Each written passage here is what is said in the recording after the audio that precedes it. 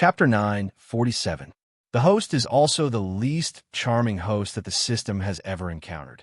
Even though the other hosts needed to borrow the power of the system to climb higher and gain the favor of more people, they would still have one or two shining points. They could also attract some people by themselves.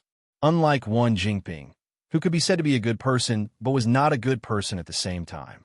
She could be said to be a bad person but did not have the guts to do so. She was not evil enough. She had ambition but did not have the brains to match her ambition. If it were not for the fact that the female lead of the world could not be changed and that it had to be tied to the female lead of the world to survive, the system would have quit long ago. One person and one system despised each other. Instead of saying that they were working together, it was more like they had no choice but to bind each other. Facts proved that although when Jinping's system was not human, it understood people's hearts very well. After Deng Jueshi received a call from his wife and returned home, he had a big argument with her. In a fit of anger, he proposed a divorce. Unexpectedly, his wife, who was originally hysterical and wanted to tear Deng Jueshi and his mistress apart, calmed down when she heard that he wanted a divorce. Looking at her husband, who had been with her for more than 10 years, she felt that it was the first time she saw his true colors. She sneered and said, "You want a divorce? Okay, then we'll get a divorce. You'll leave with nothing. The 2 children will be mine." Deng Jueshi did not expect his wife to agree so readily. However, he was the one who proposed a divorce first. Even if his wife agreed, he could not back down even if he was unwilling. He could not put down his dignity as a man and go back on his word at this time. But soon, he was angered by the meaning of his wife's words. Leave with nothing? Why should I leave with nothing? We've been married for so many years. I've been working hard outside to earn money to support the family. The money I brought back was basically handed over to you. Do you think there are any other men who can do that? What's there to be dissatisfied with? Now that you want a divorce, you want me to leave with nothing? I think you're simply trying to force me to death. Why? Because you betrayed me, betrayed our family, and had an ambiguous relationship with an outside woman. How many times have I explained it to you? I have nothing to do with her. It's just that we're juniors in the same production team. If she has anything she doesn't understand, she can ask me. I can't take advantage of my seniority and ignore her, right? You have nothing to do with the juniors in the same production team? Do you really think that I don't know anything about what happened outside and let you spout nonsense? With every sentence, Mrs. Ding took a step forward. She said aggressively but clearly, "It doesn't matter. Would you be so kind as to save the beauty in the middle of the night? You personally brought her to the hospital for a checkup and carefully booked a hotel for her to stay." Deng Jueshi's expression changed slightly as he looked at his wife in surprise. When he was photographed that day, the media only reported that he was the hero who saved the damsel in distress. They did not mention anything about the follow-up arrangements. How did his wife know? Deng Jueshi suddenly had an ominous premonition in his heart. However, it was already too late when he realized that something was wrong. Seeing that his wife was getting more and more excited, Deng Jueshi subconsciously retorted, "I was just acting bravely for a just cause. I pitied her." Chapter 948. After being married for so many years, you've been working hard outside to earn money to support the family? You make it sound like I don't have any money on hand and need you to support me. Deng Jueshi, have you forgotten who you relied on to get to where you are today? If it weren't for my dad and my brother, who used their own connections to help you get a bunch of high-end resources for my sake, do you really think that you can get to where you are now with your talent and ability? Do you really think that you can get so many jobs that you feel hard work with just your talent? You would have been trampled under the feet of the artistes in the same period and starved to death. Although Mrs. Ding became a housewife after marrying Deng Jueshi, she stayed at home to take care of her husband and children. However, she was a rich young lady who had been pampered by her family since she was young. Not to mention the company shares that her parents had transferred to her when she got married. The annual dividends alone were enough to match the contract money that Deng Jueshi had worked hard to earn for more than half a year. Even if she occasionally bought a few stocks in her free time, The money she earned was more than what Ding Juacy earned from taking on a job. She didn't need to spend any of Ding Juacy's money at all. On the other hand, after marrying her, Ding Juacy used his wife's family's connections to pull a lot of investments and high-end endorsements for himself. If one really counted, it was basically Ding Juacy's gain. And now, this beneficiary was actually making a false accusation and crying about his difficulties? As for taking back the money you earned and handing it over to me for safekeeping, did I beg you to do it? It was clearly you who said sweet words back then that you took so much advantage of my family and married such a treasure like me. You felt bad and begged me to help you take care of it. Now, you actually have the face to brag about your contributions to this family and make it seem like I'm bullying you? Do you really think that you're a peerless good man just because you've established a peerless good man outside? You're so touched that you don't even know if you're worthy. It was the first time Ding Juacy had heard such sharp word from his usually demure and dignified wife. His face was livid. Do you have to say such harsh words? If you think those words are harsh, then don't do such shameful things and talk so much disgusting nonsense. Why? Wasn't what I said just now the truth? Ding Juacy choked because what his wife said was indeed the truth, and sometimes the truth was so hurtful. Mrs. Ding saw the resentment and even hatred in Ding Juacy's eyes and suddenly felt like laughing. When she was in love, she always felt that this person was good in every way. He was gentle and elegant, generous in his speech, kind to others, and knew how to dote on others. Now that she knew that he was not what he appeared to be, she realized that his so-called gentleness was nothing more than vanity and his so-called elegance was nothing more than cowardice. The so-called doting could be doting on you, but it could also be doting on others. It was a very universal love. Since you feel that it's hard for you to do so much outside work, fine. From today onwards, I'll inform my subordinates that they don't need to trouble themselves to help you pull in resources. In any case, I'm going to divorce you. From now on, we'll part ways and never see each other again. Even if I have nothing to do with you, my family is the same. My father and brother won't give you any more help. You're on your own now. Madame Ding's words were like knives that stabbed into Ding Juacy's heart. Ding Juacy realized that this matter had started to exceed his expectations. He opened his mouth and wanted to say something, but he realized that his wife had already started to pack her luggage. Ding Juacy was shocked. What are you doing? Chapter 949. If I move away and live under the same roof as you, I'll have goosebumps all over my body. I'll take the 2 children away. This house was written in our names before. After that, I'll get someone to sell it. We'll split it in half. It could be considered as fulfilling the last bit of our relationship as husband and wife. Mrs. Ding had thought about it from the beginning. When they got married, they would split the money in half. At that time, Ding Juacy's career was not as prosperous as it was now, and he had limited money on hand. He could not afford this entire house at all. It was not that Mrs. Ding had not thought of buying this house in full. She was just worried that this would hurt Ding Juacy's self-esteem, so she settled for the next best thing. The 2 of them would split the money in half and buy each other's wedding house. Because of the disparity in their family backgrounds, Mrs. Ding had been very careful and worked hard to manage their marriage all these years. In the end, her years of affection were only exchanged for such a cold return. Mrs. Ding's heart was extremely cold. When the sweetness of the past had all turned into knives that cut flesh, the best way was to cut off the threads of love and stop the loss in time. However, she did not give in at this time because she wanted to help this scumbag in front of her and his women outside. Apart from leaving the house with nothing, Madame Ding felt indescribably disgusted at the thought that Ding Juacy might bring those women into this house after she left with her child. It was better to sell the house directly.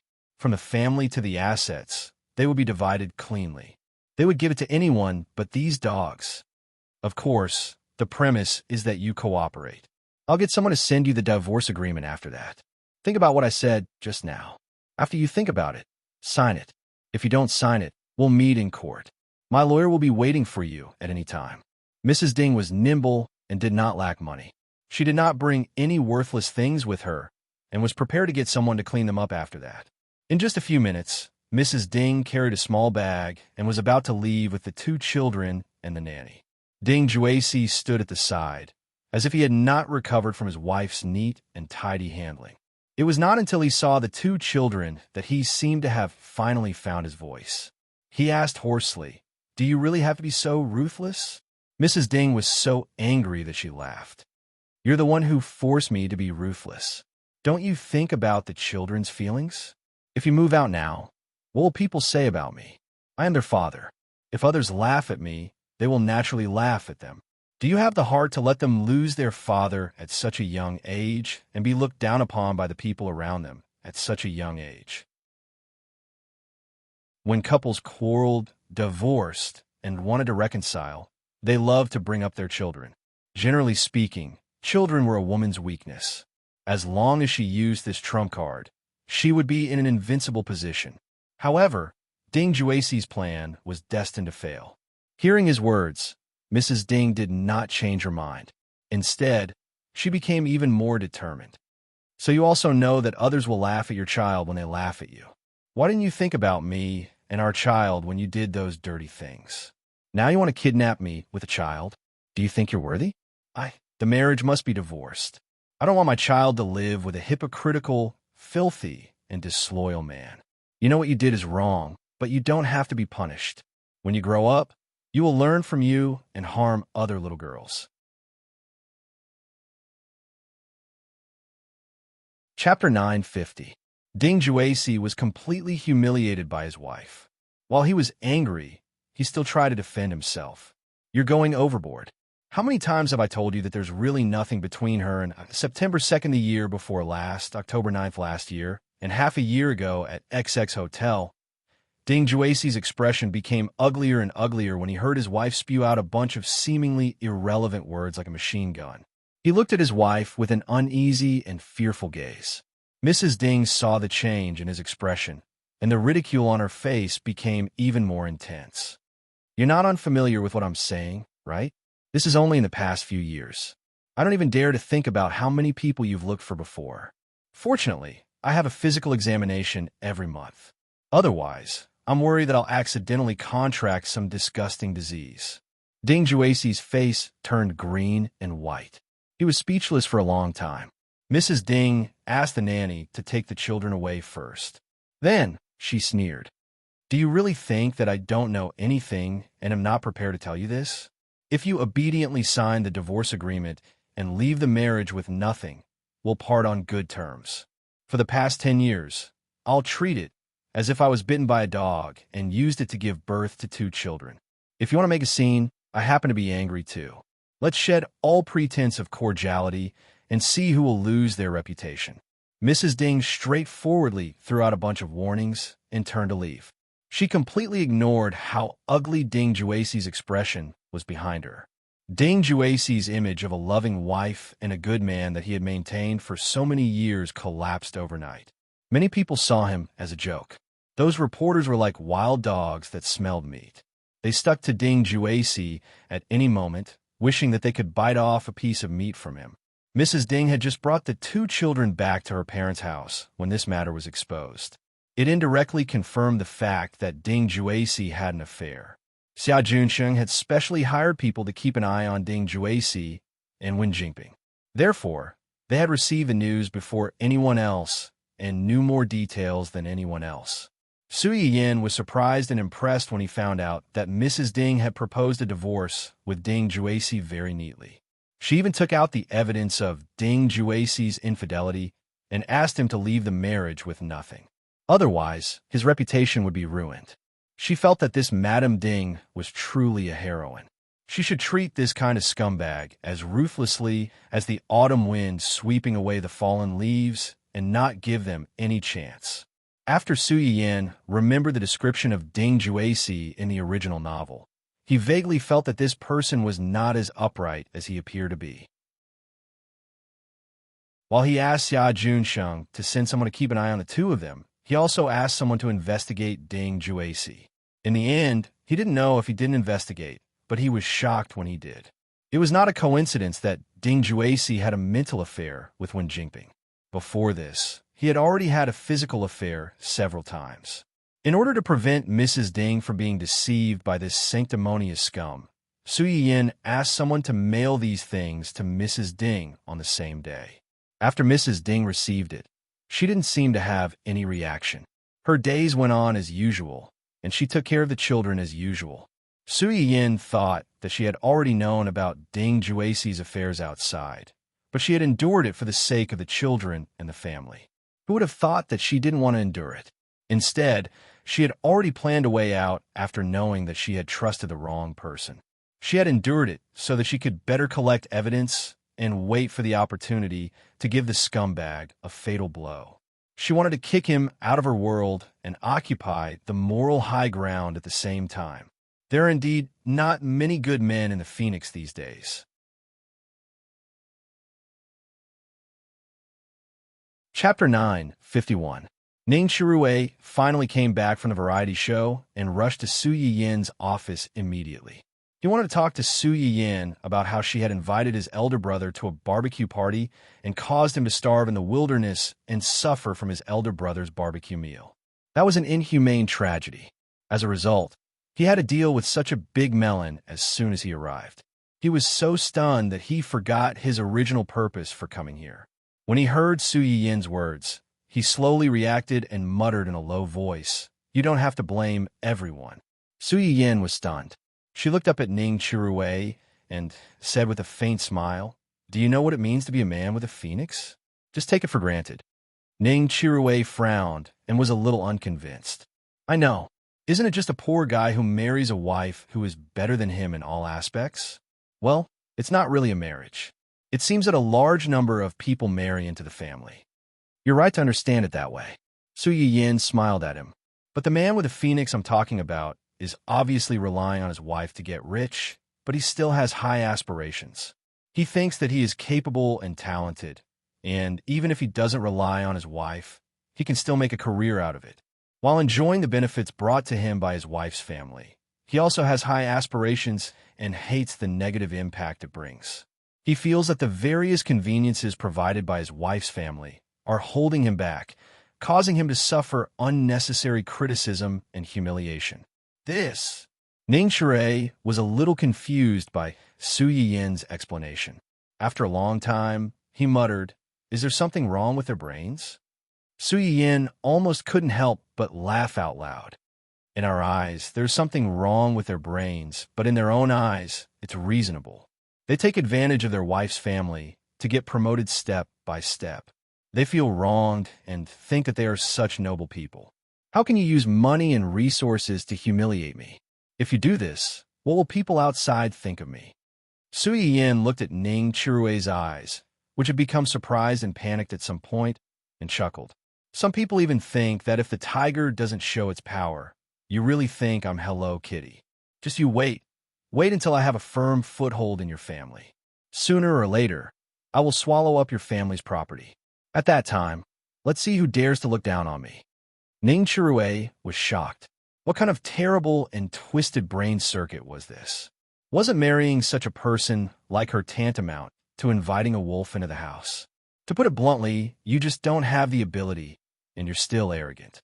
He clearly knew that relying on women was embarrassing, but he couldn't resist the temptation of wealth and status. He had enjoyed the joy of being in a high position by relying on a woman. If he wanted to erase his shameful past by relying on a woman, it would be easy for him to resent those who had helped him in the past, because in their eyes, the existence of these people is a reminder of his disgraceful past. Cutting the flesh of his loved ones, stabbing the knives of the people around him, and then going outside to listen to those who had previously mocked him flatter him in turn to satisfy his selfish and greedy vanity. On the other hand, the woman and her family had contributed money and effort, but they were still resented, hated, and schemed against. They were clearly married, but it was even scarier than becoming enemies. Do you think this kind of person is a good person? No, no, no. Ning Shirue hurriedly put his hands into the shape of a propeller. I was wrong. This kind of person is not a good person." Su Yin was amused by him. "You're right. I just said that there are not many good people. It's not like you're trying to overthrow the whole boat with one pole."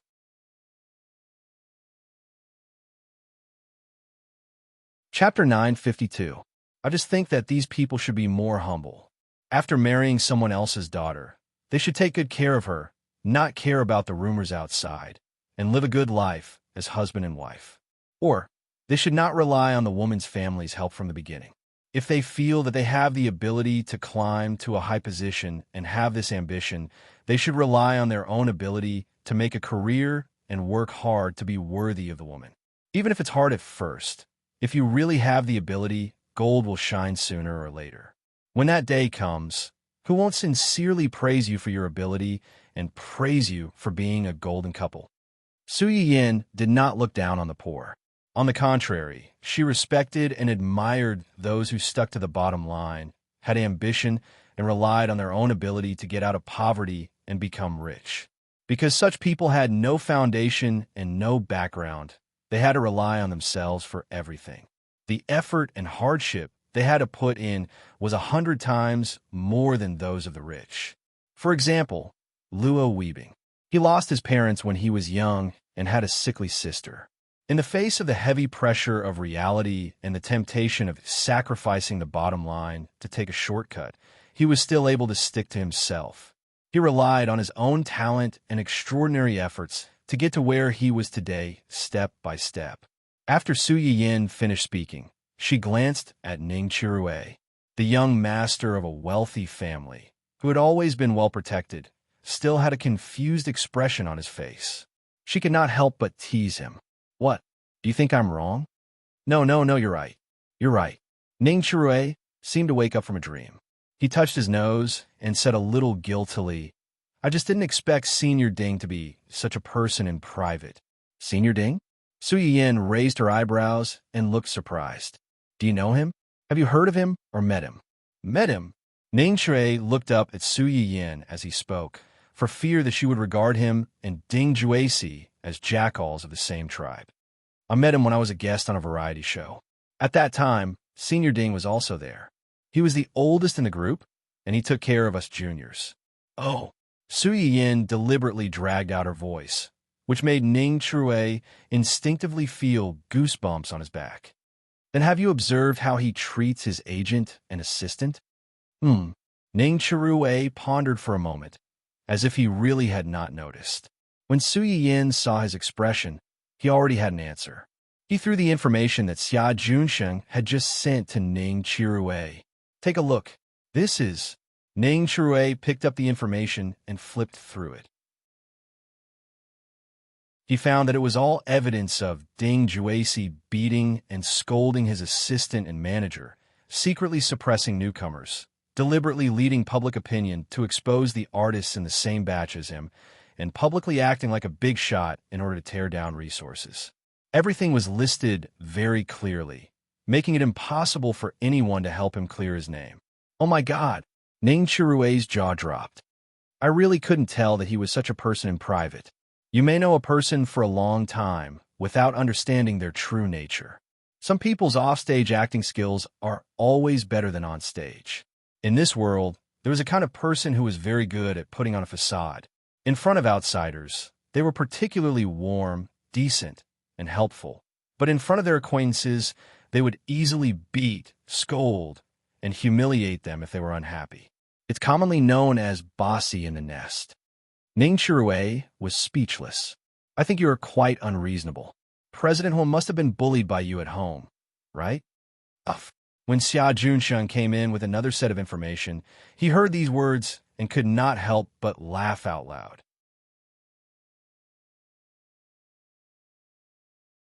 Chapter 953.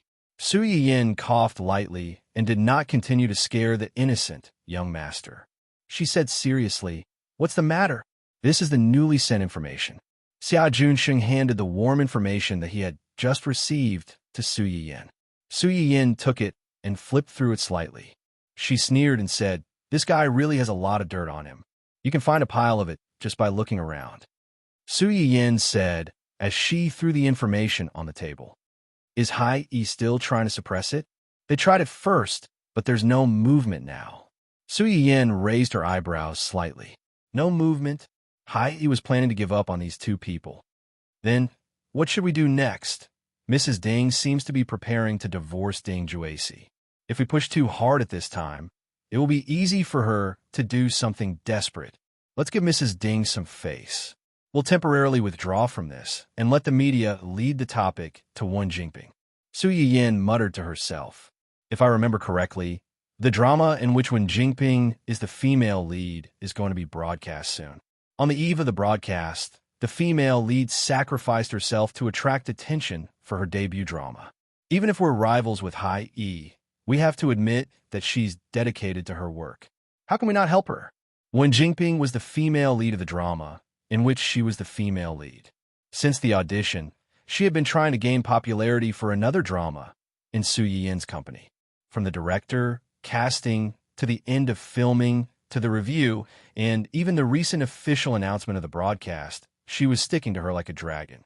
She could not get rid of her. After knowing this, Su Yiyin did not really understand Do Tianyi's brain circuit. She was using all kinds of methods to seek cooperation, but at the same time, she was trying to provoke her own anger. Did she really think that she was a masochist? However, since someone was in a hurry to court death, Su Yiyin had no reason not to help her. On the eve of the broadcast of the main female lead, the female lead was a mistress of a married man. She was a proper White Lotus and green tea bitch. Not to mention the drama itself. Just this point alone was enough to make their drama's reputation plummet. After Su Yiyin finished talking about business with Xia Junsheng, she turned around and found that Ning Chirui was still there. Why are you looking for me? Ning Chirui glanced at Su Yiyin and hesitated. Su Yiyin saw that he was speechless for a long time and was full of suspicion. However, she said, speaking of which, I heard from your brother that you recently received a Chinese medicine appointment and needed to go out for a period of time. You're back? When Ning Chirui heard Su Yiyin mention his brother, the expression on his face became even more sorrowful. He said pitifully, "Yes, boss, you don't know how crazy that variety show is. Let's go to the place where you lied to us about how good it is. The environment is beautiful, the people are simple, and the people are easy to get along with." In the end, I only found out that the environment was indeed quite beautiful. It's just that we lived in thatched huts and wooden houses. They were old and crumbling. On the day that it rained, the rain would leak. It was worse than a cave. There was nothing to eat. Nutrient solutions could only be bought from a place more than 10 kilometers away, and the taste was not good. Other than that, we could only go out and find fruits to eat. The fruits, they were sour and astringent, and there was no way to eat them. I almost learned to dig up grass roots to eat. Su Yiyin, hearing this, it was indeed quite miserable. Didn't they give you any tasks or reward you with some food? If not, there must be someone there, right? Can't you use your face to ask someone to take you in? You also said that the people there are simple and easy to get along with. How could they refuse you? Are they stupid?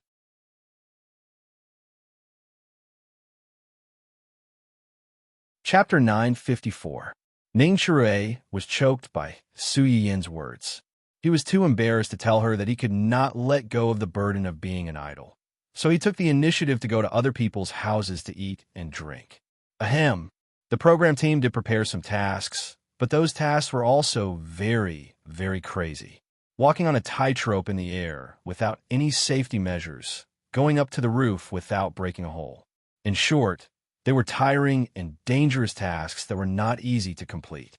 We were going to participate in a variety show, not a circus. In the end, a few of us tried it, but we all gave up because it was too dangerous. We ate fruit and drank inferior nutrient solution for 3 days and 2 nights. When Ning Chirui said this, his whole person was like a flower bud that had been hit by a storm. He was miserable and haggard and could wither at any time. Su Yiyin heard this and frowned. She said to Xia Junsheng, "Contact the director of the program team and tell them that Ning Chirui will not go next time if he does not take safety measures. It's fine if nothing happened this time, but if there's a next time, the legal department of East City will definitely hold him accountable." Generally speaking, this kind of rural experiential variety show was not the same as the kind of adventure variety show, and they would not deliberately sign any safety guarantee agreement. However, in Su Yiyin's view, The few tasks that Ning Chirue had just mentioned were no less dangerous than the adventure variety show. Su Yin could understand that the program team would make some strange tasks for the artists to complete for the sake of gimmick, but this did not mean that she could accept the program team's blatant joke about the safety of the artists. After explaining to Xia Junsheng, Su Yin turned to look at Ning Chirue and comforted him. You did the right thing. No matter what the situation is, the safety of your life should be the first priority. If you encounter this kind of thing in the future, remember to tell your agent and let your agent report it to the company. There will naturally be people in the company who will support you. If not, there is still your brother, right? When Ning Chirue heard her say this, his nose twitched and he was a little moved.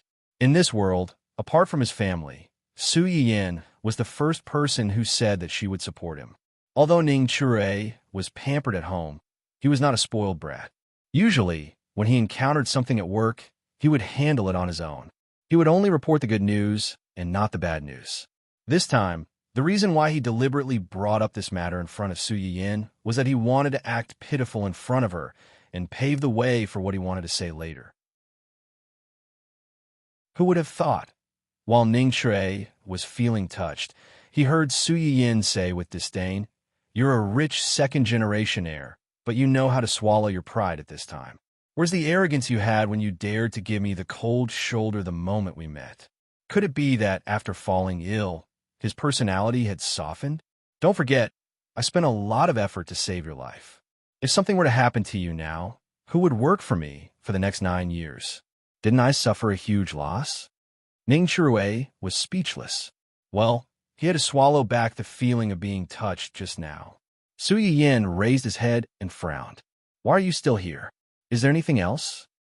Was he asking her to leave just like that? The corner of Ning Chirue's mouth twitched slightly, and he said shamelessly, "Ahem, them? My girlfriend's appetite hasn't been very good recently. She wants to eat something delicious that she hasn't eaten before. I saw that the barbecue and beggar's chicken you made for my brother and the others before were pretty good." Su Yin was speechless.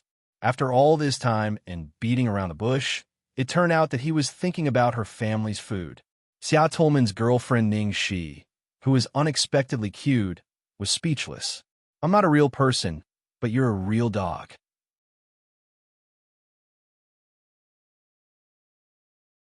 Chapter 955.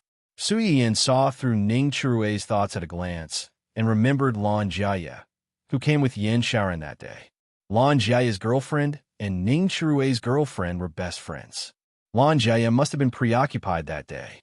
He did not expect to bring his family like Ling Xiaoqi did with Ning Siyuan, so he came with his sister-in-law. After he went back, it was said that he ran to his girlfriend to share his amazing discovery and the many delicacies he had eaten at the family hall that day.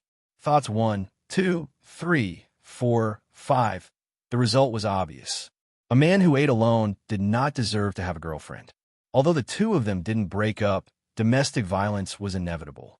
One ate alone and went back to show off to his girlfriend, and the other used his girlfriend as an excuse for eating. Man. Although she complained, in order to make up for Ning Chirue's misery of being forced to eat sour fruits on a variety show and not let him follow in Lan Jiaye's footsteps, Su Yin asked someone to send Ning Chirue some food. "However, since your girlfriend wants to eat, bring it back for your girlfriend," Su Yin said, and gave Ning Chirue a meaningful and evil smile. "Miss Xia has worked with our company before. Brother Junxing should have her contact information." The smile on Ning Chirue's face froze instantly. Having contact information meant that she could contact him at any time, which meant that the lie could be exposed at any time. So, after working so hard for so long, in the end, it was all for someone else. Someone who had given him some sunshine withered in an instant. But soon he pulled himself together. His wife loved him so much, so she would definitely not eat alone. They could share the food when he brought it back. He was still lucky. Fortunately, Su Yin did not know his inner thoughts, or she would have ridiculed him. Men, sometimes they are astute, but sometimes they are terrifyingly naive, conceited.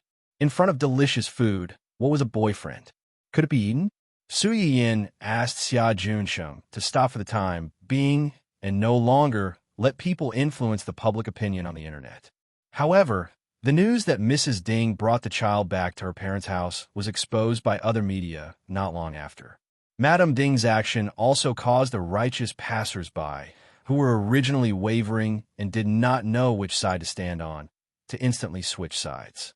If you're not having an affair, why would you enter a room with a young and beautiful girl in the middle of the night?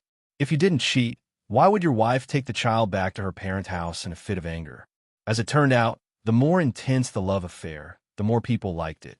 The fans, who had been clamoring that Brother Ding doted on his wife so much, would never take a fancy to such a peerless white lotus, were a little confused. They had been arguing on the internet for so long, telling people everywhere about how deeply Ding Juesi loved his wife. In the end, he turned around and angered his wife and son so much that she went back to her parents' home. They couldn't coax her back. This, just as Mrs. Ding had said before. Although Ding Juesi had entered the entertainment industry early, he only became famous after he married her. On the one hand, Mrs. Ding's family had given him a lot of resources. On the other hand, he had attracted a lot of fans because of his team's hard work and his image as an old cadre. Even if there were some fans of his work, most of them were fans of his work and his wife. Now that his persona had collapsed, those CP fans who only loved his persona felt their hearts turn cold, and they lost a lot of fans.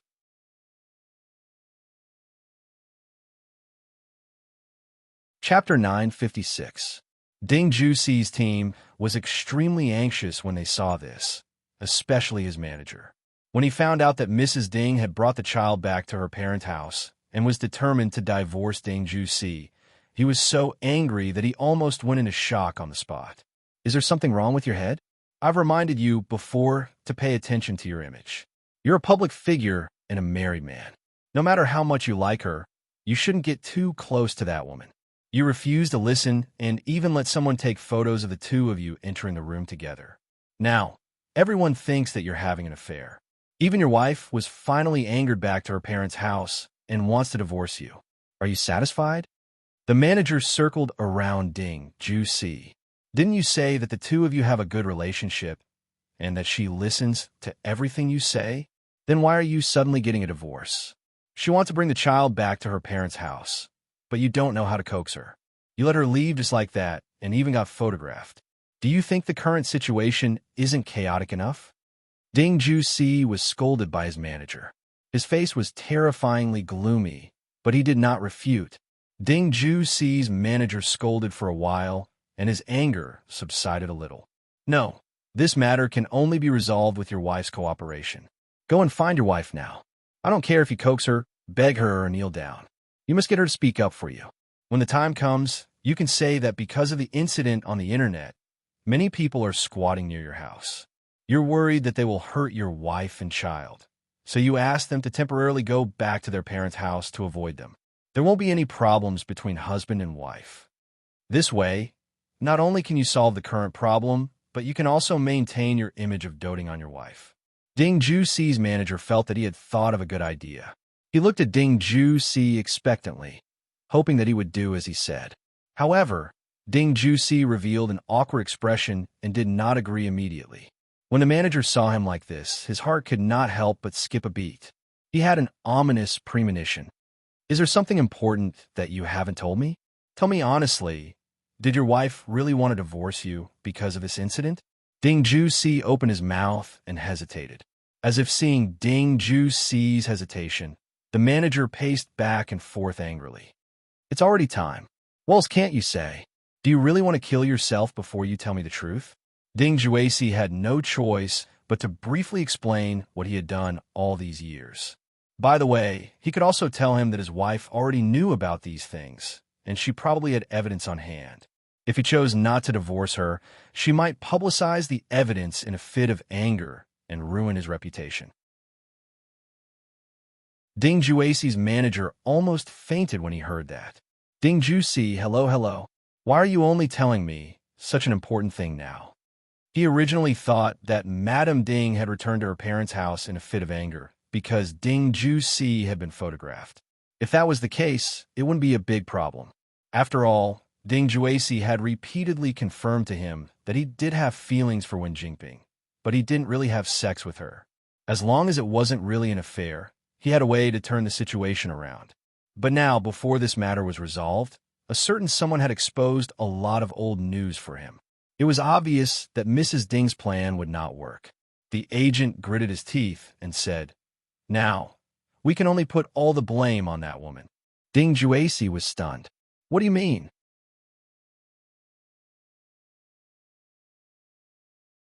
Chapter 9:57. It was a literal meaning. Now, you're not only facing accusations of cheating. If you don't handle this matter well, it's very likely that you, as senior, will take advantage of a female artist in the industry. If that woman stands up and cries at this time and says that she was forced, your entertainment career will be ruined. Instead of waiting until then, it's better to strike first and gain the upper hand. The manager's so-called strike first and gain the upper hand was actually very simple. It was nothing more than pushing the blame to the woman and hinting that the other party had premeditated seduction. After that, he would logically say that the two of them were in the same room and that the woman had deliberately released false information to hype herself up. After torturing the fans, he would come out to clarify and solidify the fans. He would take the black-red route and then whitewash himself to earn more traffic. At that time, Ding Juesi, who was being used as a tool, would not only be able to whitewash himself, but also gain a wave of sympathy and successfully resolve the crisis.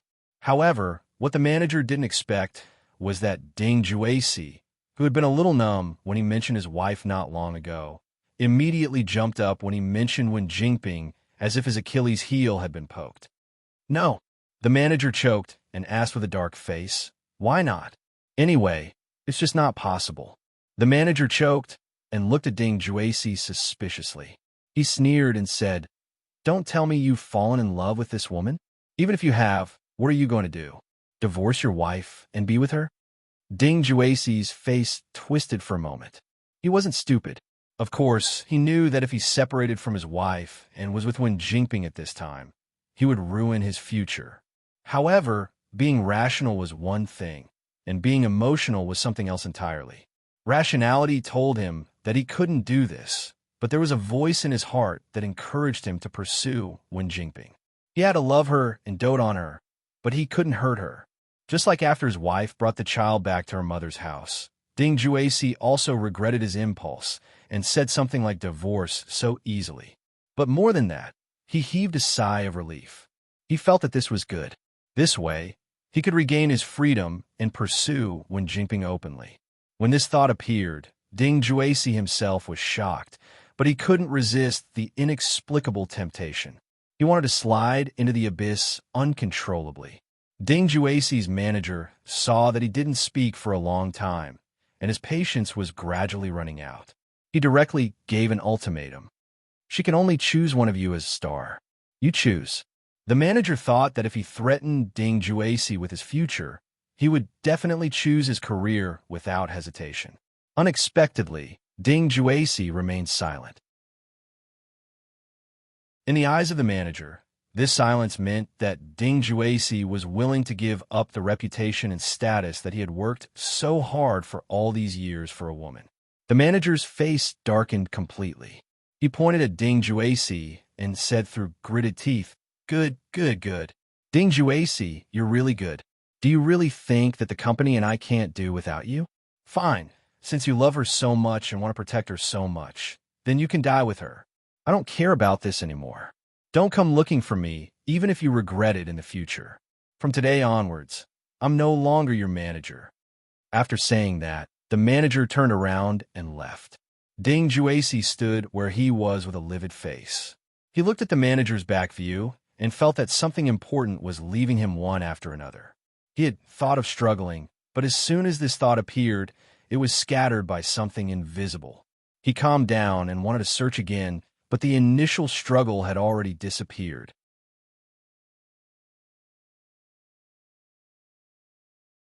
Chapter 9:58. Ding Juesi's lack of cooperation not only angered his manager, but also the higher-ups in High E Entertainment who were in charge of public relations. Instead of finding a way to solve such a big problem together, he was dragging them down. He deserved it. The rumors about Ding Juecy and Wen Jingping on the internet were getting more and more intense. In the end, it reached Dou Tianyi again. This matter hasn't been resolved yet. Dou Tianyi looked at the documents on the table with a dark expression. He usually didn't care about such trivial matters, but he was the one who brought Wen Jingping into the company. And because of her, he registered with Su Yiyan before meeting Su Yiyan. Dou Tianyi's attitude towards this woman was really unpredictable. Both of them are artists in our company. It won't look good for our company if we give up either one of them. Liu subconsciously glanced at Dou Tianyi. Seeing that he didn't have any special reaction, she continued probing. Wen Jingping has only been in the company for a short time. If we really want to give up on her, she should be the priority. However, the drama she starred in is about to be released soon. Moreover, Ding Juecy doesn't agree. Dou Tianyi's eyes turned cold. He instantly grasped the main point. Ding Juecy doesn't agree? Why not? Liu's expression changed slightly. She coughed lightly and said, "It's Ding Juecy himself who doesn't agree. He's interested in Wen Jingping?" Dou Tianyi narrowed his eyes and sneered. For Wen Jingping, he doesn't hesitate to put his career on the line. This love is really touching. If I didn't know that he has a wife and a child, I would really think that he's an infatuated person. The corners of Liu's mouth twitched. She secretly thought that her boss's sarcasm was really good. What infatuated? He doesn't know how to love his wife and child. He only cares about his mistress. To put it bluntly, the so-called deep love was nothing more than lust.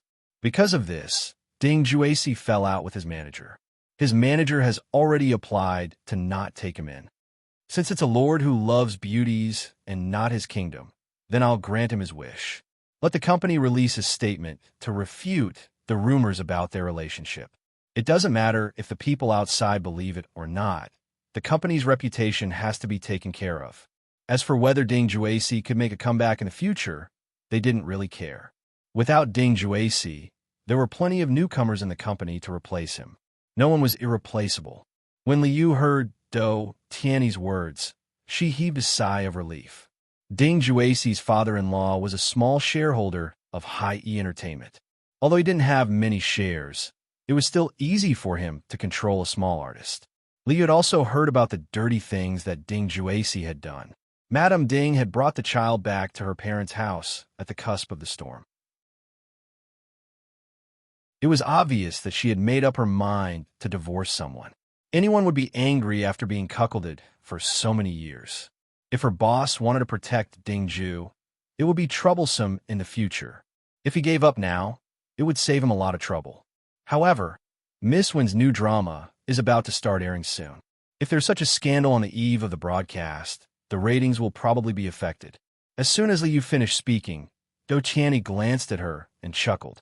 How's the filming of their drama? Have you watched it? No, but it should be okay. Should be. I'll go home tonight and try it out. No need. When the ratings are out, estimate the losses and make her pay. What? Liu's expression changed slightly. Make her pay. Make her pay as much as the drama loses.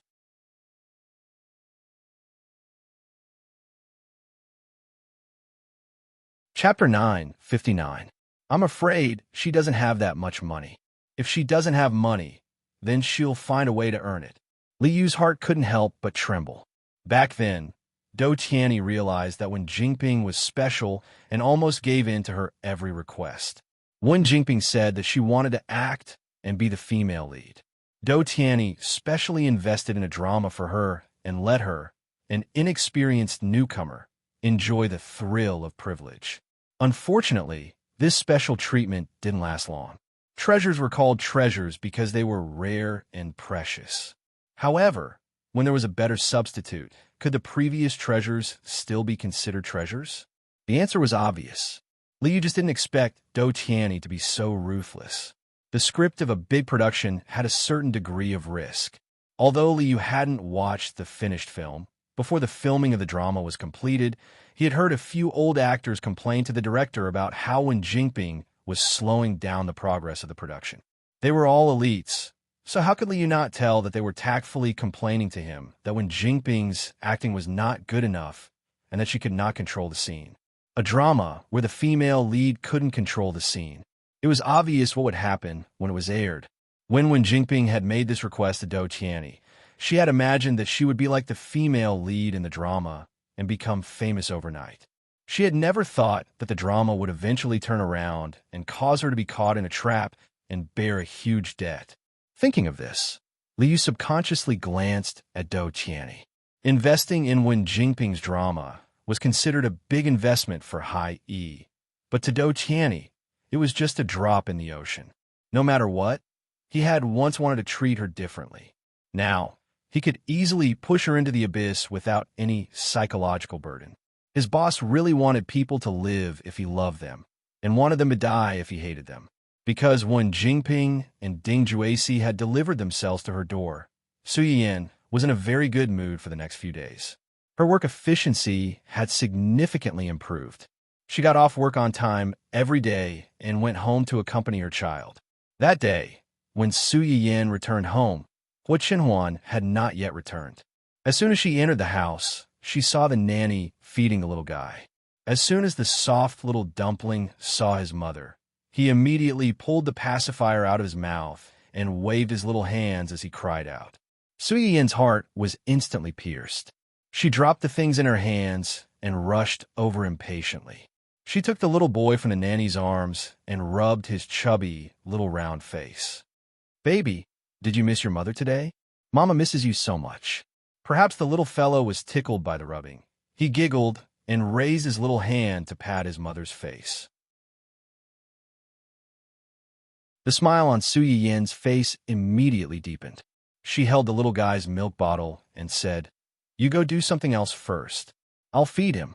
The nanny nodded and turned to go outside to pack the clothes and diapers that the baby had worn today. The little guy was quite well behaved in Su Yiyan's arms. At first, he stared at Su Yiyan with his big round eyes. Later, perhaps because he was satisfied with the milk and could feel his mother by his side, he began to feel sleepy. However, he stubbornly opened his eyes and looked at Su Yiyan. Su Yiyan found it funny. She took the milk bottle and placed the little guy in the cradle. She turned around and walked to the bookshelf behind her. She wanted to find a few children's books to tell the little guy bedtime stories. The booklet was stuffed in the corner of the cabinet by the family members. Su Yiyan took some effort to pull out. When she pulled out a book beside it. With a thud, the book fell to the ground. The pages of the book opened and a photo slid out.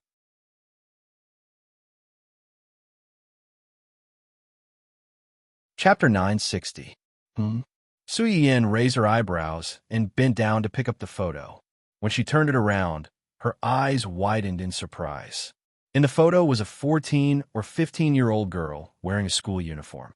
She was carrying a school bag and her head was slightly tilted. She seemed to have seen something and was smiling very happily. The reason why Su Yiyan was surprised was not because of how beautiful the girl in the photo was or how happy she was smiling, but because the girl in the photo was her in junior high school. Su Yiyan knew that Hua Qinhuan had liked her for a long time in her previous life. After marrying into the family Hua, she often took advantage of Hua Qinhuan's absence to rummage through the house to see if there was anything related to her hidden in the house. Unfortunately, Hua Qinhuan had a talent for hiding things. Su Yiyan couldn't find anything after searching for so long. Su Yiyan thought that he had already dealt with these things before she entered the family Hua. She didn't expect Awu. Awu. The little guy was unwilling to be left out and called out, drawing Su Yiyan's attention back. Su Yiyan took a few children's books and the book that fell out to the side of the cradle and smiled. "Did you wait long? Mom will tell you a story now." When Hua Qinhuan returned home, Su Yiyan had already coaxed the little guy to sleep. "You're back." Hua Qinhuan looked at his wife in the living room with a bright smile as she waited for him to return. The gloominess and coldness on his face faded in an instant and was replaced by a gentle smile. "Yes." Hua Qinhuan held Su Yiyan's hand and looked around. "Where's the baby?" "He just drank milk and fell asleep." Su Yiyan suddenly got up. "I have something to tell you. Let's go upstairs." Hua Qinhuan looked puzzled, but still obediently accompanied her upstairs. Tell me the truth. What's with this photo? Hua Chenwan was a little surprised when she saw the photo. She took it and looked at it, then asked with a smile, "Where did you find this? You forgot where you put it?" "There are too many things, and the real person is already in front of me. Compared to the rigid photos, I prefer the moving and smiling version of you." Su Yiyin was slightly startled. She looked into Hua Chenwan's deep and affectionate eyes. Her face couldn't help but feel a little hot, but she said, "Humph, don't think that you can change the topic by saying these sweet words. If you confess, you'll be lenient. If you resist, you'll be strict. Tell me, what's with this picture? Apart from this one, do you have—" Hua Chenwan looks at his little wife's gradually blushing face and deliberately teases her. "Is it what?" Su Yiyin glared at him angrily.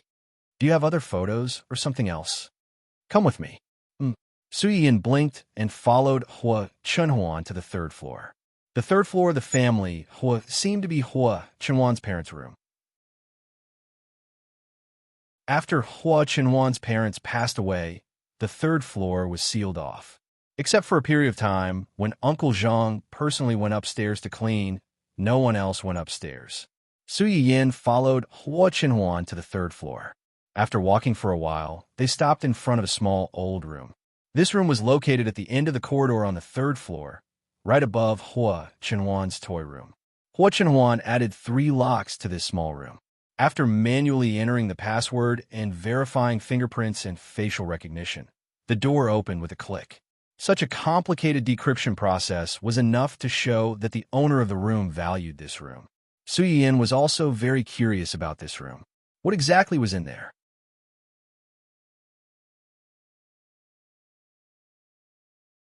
Chapter 961. Let's go in. Hua Chenwan's words jolted Su Yiyin out of her daze. She nodded and pushed the door open eagerly. Even though Su Yiyin was mentally prepared, she was still shocked by the pile of things in the room. Other than the photos, Su Yiyin even saw a few things that she had discarded after graduation.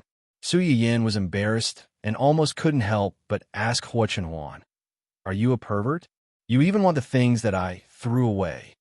Fortunately, Hua Chenwan still had some integrity. The things that she collected were relatively ordinary and nothing too personal. Otherwise, Su Yiyin would have dug a hole and buried herself in it. Su Yiyin walked around the room as if she was searching for treasures. She could still recognize some of the things that were relatively recent, but there were also some that she couldn't remember. However, with the lesson of the past, Su Yiyin felt that even if the things in here didn't belong to her, they were definitely related to her. Needless to say, Hua Chenwan even had her graduation photos from junior high school, and even university. The degree of completeness was not inferior to her, the owner of the photos. It was simply amazing.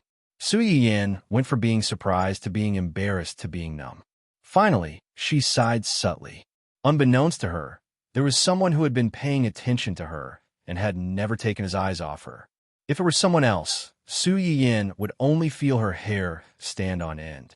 However, when it came to Hua Chenwan, she only felt heartache and sadness when she thought about all the things that they had gone through in their previous lives. That was why people said that people had double standards.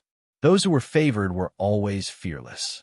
Su Yiyin walked around and suddenly seemed to have discovered something. She walked to the table in the middle of the room and stood still.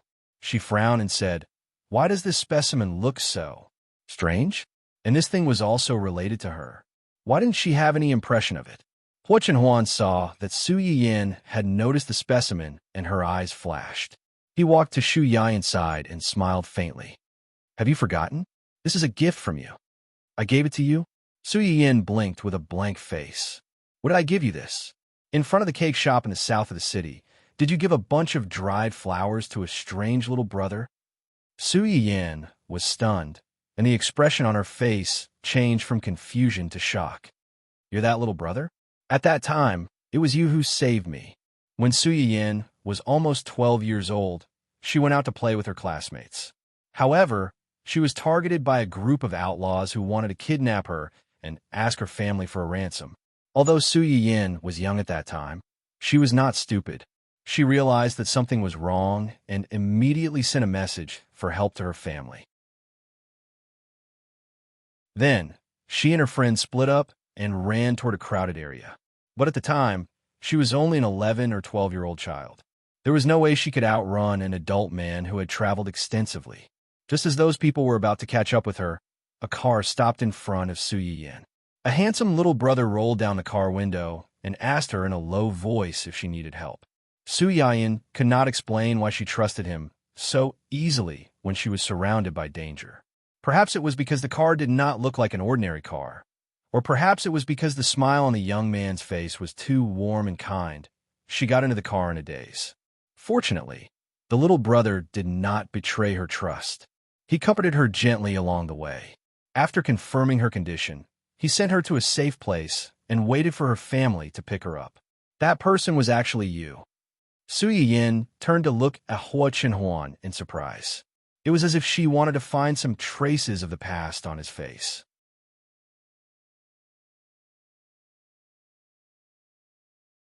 Chapter 962. At that time, Su Yiyin was more than 11 years old, and Hua Chenhuan was only 15 or 16 years old. They must have looked different when they were young. In addition, Hua Chenhuan's family had not suffered any major changes at that time. He was a happy, gentle young man. The feeling he gave off was completely different from when they met again after they grew up. There was also, I was young at that time, and I was frightened. After I went back, I fell ill. I remember you, but I don't remember what you looked like, so I didn't recognize you. Children's memories were blurred, and after so many years, the two of them had grown up. It was not easy to change the old impression, so Su Yiyin had never thought about it. I know. I don't blame you. Su Yiyin pursed her lips and asked tentatively, "Did you start to like me then? Love at first sight?" "That's not it. I just thought you were very cute." How could she not be cute? At that time, Su Yiyin's face still had baby fat, and she was still young. She looked small and cute. Su Yiyin breathed a sigh of relief and was a little disappointed. Really? Really? Hua Chenhuan knew what Su Yiyin was thinking. She scratched her nose and said helplessly, "I'm not crazy enough to have bad thoughts about a child." Su Yiyin blushed and did not dare to continue asking. She pulled the topic back to the specimen in front of her. "I remember that I gave you a small bouquet of dried flowers. The flowers were blue. It was the finished product of my first home handicraft project." "Yes, I know. You told me when you gave it to me." "Then why is this flower red?" "And it was made into a specimen." "That's my blood." Su Yiyin's eyes narrowed. She froze for a while before she said with difficulty, "Your blood? You said that the blood on it is your blood?" "Yes." "How did you get it?" "The blood looks so much and so deep." "Wait." Su Yiyin's gaze suddenly fell on Hua Chenhuan's legs. "Could it be?" Hua Chenhuan saw the change in her expression. He took the initiative to hold her slightly cold hand and said in a hoarse voice, "On the way back that day, I had a car accident." That was the darkest day of Hua Chenhuan's life. She and her parents had both died. If Zheng Qianyang hadn't rushed back in time to take control of the situation, he would have died long ago. Even if he survived, his legs would have been amputated long ago. It was impossible for him to survive until the day Su Yiyin treated him. Su Yiyin subconsciously tightened her grip on Hua Chenhuan's hand. Did you get into an accident because you were sending me there?" No. Before Su Yiyin could finish, Hua Chenhuan interrupted her. "Even if I didn't send you off, I would have gotten into a car accident that day." "That car accident was not an accident." "Not an accident?" Su Yiyin's face turned pale. She subconsciously grabbed Hua Chenhuan with her other hand. "You mean that the car accident that caused your legs was not an accident, but a man-made one? Who was it? Who wanted to hurt you?" Hua Chenhuan didn't answer. Su Yiyin bit her lip and tried to calm herself down. "Was it the people who hurt your parents? Or Hua Qihan? Who was it? Tell me."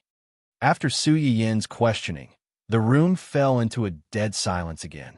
Just when Su Yiyin thought that Hua Chenhuan might not have found out or didn't intend to tell her, she suddenly heard Hua Chenhuan reply coldly, "It was them."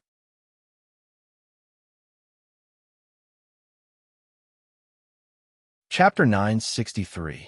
Them. Su Yin's eyes were red as she looked at Hua Chenhuan. Hua Chenhuan looked at her pleading eyes, but in the end, she couldn't harden her heart to hide the truth from the person in front of her. It's Hua Chihan and those people. Hua Chihan and those people? Su Yin didn't expect to get such an answer. She was stunned for a while before she asked tentatively, did Hua Chihan and those people want to harm you? Or did they harm you together? This question seemed to be the same, but there was a big difference when it came to the truth. Different routes to the same destination. Or did they work together to harm her? If it was the former, it would be fine. But if it was the latter, thinking of the real cause of Hua Chenhuan's parents' death, Su Yin couldn't help but feel a chill down her spine. They did it together, didn't they? Hua Chihan has been in touch with them for a long time, and your parents. It's also their fault. Su Yin finally couldn't help crying. She felt sorry for Hua Chenhuan's hardships, but she was even angrier at someone's madness. For money and power, he could even harm his own family. How could he do that? Those are your parents, and also his parents. How could he be so cruel to kill them? He killed his parents and murdered his own brother. Isn't he afraid of retribution? No. What? My parents are not his, and I'm not his brother. Su Yin suddenly widened her eyes and looked at Hua Chenhuan in disbelief. You mean Hua Chihan is not? He's just my parents' adopted son.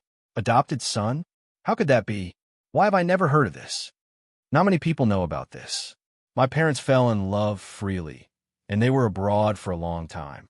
Later, because of some things, they came back to develop and founded the Hua Corporation. Hua Chenhuan paused and sighed. My mother liked children very much. They were married for 2 or 3 years and didn't use contraception, but she couldn't get pregnant. Only then did my parents realize that something was wrong and did a detailed examination. The conclusion was that my grandmother had an accident when she was pregnant with my mother, causing my mother to be born prematurely and congenitally deficient. Although she recovered later, it may be a little difficult for her to bear an heir. So they adopted a child. Yes. Hua Chenhuan's voice was a little dull. Hua Chihan was already 5 or 6 years old when he was adopted by my parents. My parents were worried that his identity was sensitive and that what outsiders said would affect the child's mood and future growth. So they strictly ordered the family not to spread this matter. To outsiders, they only said that Hua Chihan was their biological child and that they had raised him abroad before he grew up. At that time, the whole corporation had just started and hadn't really made a name for itself yet. The outside world also didn't pay much attention to their family, so no one suspected anything. Hua Chihan himself and Hua were also uncles, and they were relatives. After Hua Chenhuan's parents passed away, the descendants of Hua Chenhuan's uncles, such as Zhu Yanbai and Gu Xiaoyang, also gradually learned about this matter. Therefore, they were disgusted and angry with Hua Chihan's family. Firstly, it was because they grew up with Hua Chenhuan and had more feelings for him than for Hua Chihan's family. Secondly, they also felt that Hua Chihan did not have the family who was blood flowing in his veins, and he was not as capable as Hua Chenhuan. However, with the old master's will, he effortlessly obtained the Hua Corporation.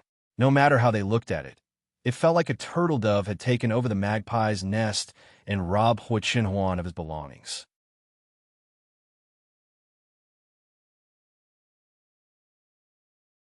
Chapter 964. After listening to Hua Chenhuan's explanation, Su Yin understood. It was no wonder that no one had mentioned it for so many years.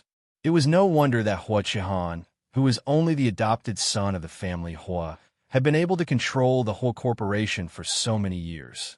No one had used his identity as the adopted son to attack him or drag him down. If it had been an ordinary wealthy family, even if the parents wanted to hide it, they would have more or less leaked some information.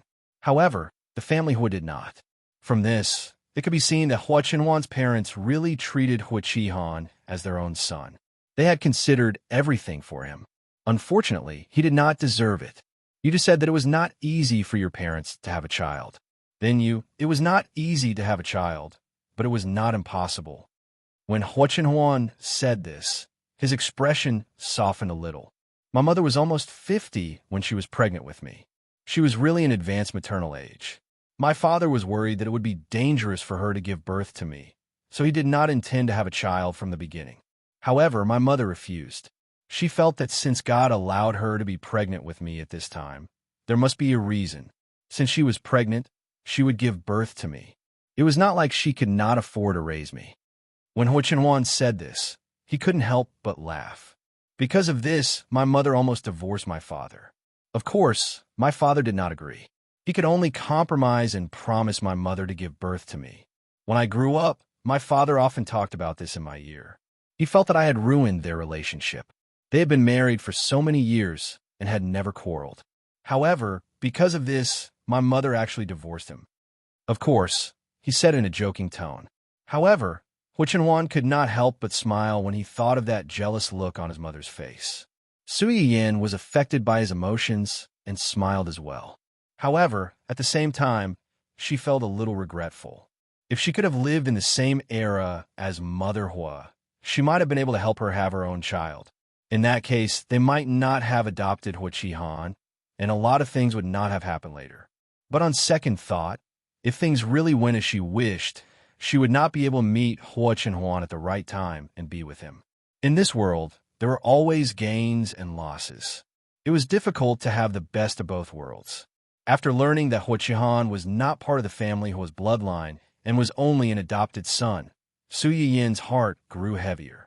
Some of her previous doubts were finally answered. No wonder you're not close to him. Did he bully you since you were young? She acts one way in front of your parents and another way in front of you? Hu Chenhuan saw that his little wife's face was full of heartache. She looked at him as if she was looking at a pitiful little girl who had been oppressed and bullied since childhood.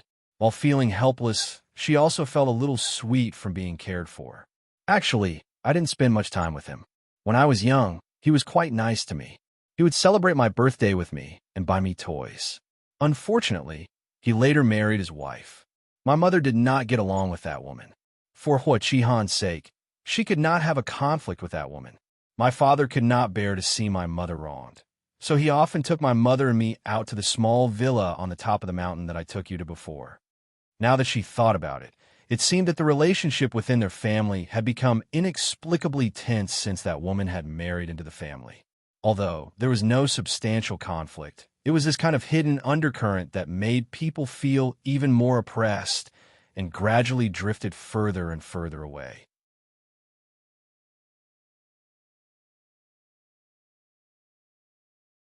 Chapter 965. Over the years, Hu Chenhuan had always felt that Hu Chihan's wife was the reason why their family had turned out the way it did. Therefore, when Hu Xiaofeng ran away with Mrs. Hua, Hu Chenhuan had asked someone to tamper with them. They would not die, but it would be impossible for the mother and son to live as luxurious a life as before. Even after learning that his parents had an accident and that Hu Chihan was involved, Hu Chenhuan's thoughts had not changed. Until today, this afternoon, I went to see Hu Chihan. Su Yiyin was stunned. You want to see Hu Chihan? Yes. Su Yiyin's attention instantly returned to the original topic. Is it because of your parents? Is it because of you? No. When did you find out about this? A few days ago, I went to see Xue Xiaofeng. Xue Xiaofeng? You mean the woman who has a grudge against Hu Chihan? Yes. Hu Chenhuan was silent for a moment and said, thoughtfully, she gave me a recording of Hu Chihan's conversation with those people, and the recording mentioned the death of my parents. Su Yiyin narrowed her eyes and instantly understood. She wants to use you to deal with Hu Chihan? She not only wants Hu Chihan to go to jail, but also wants him to die.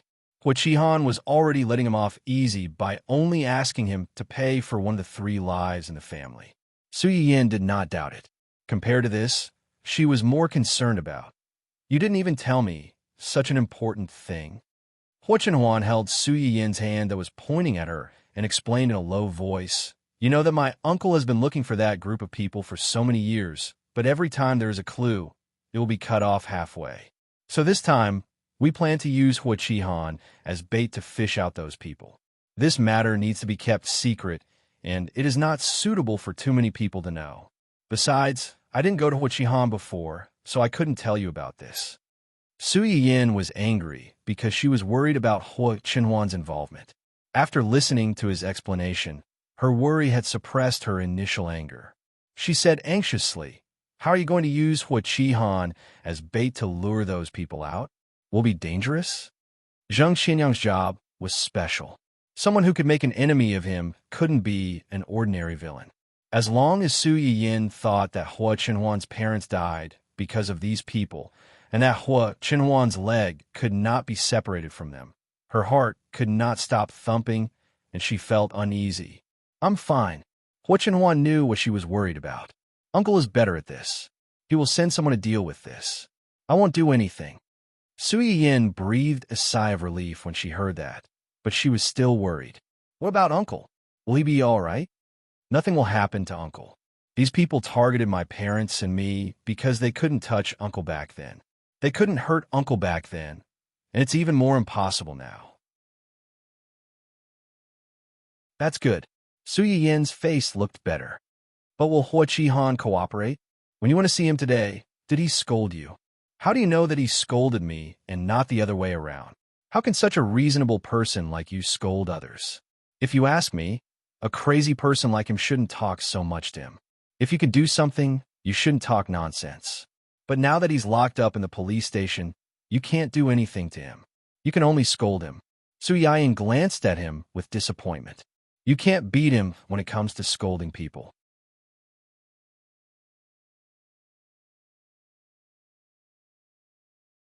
Chapter 966.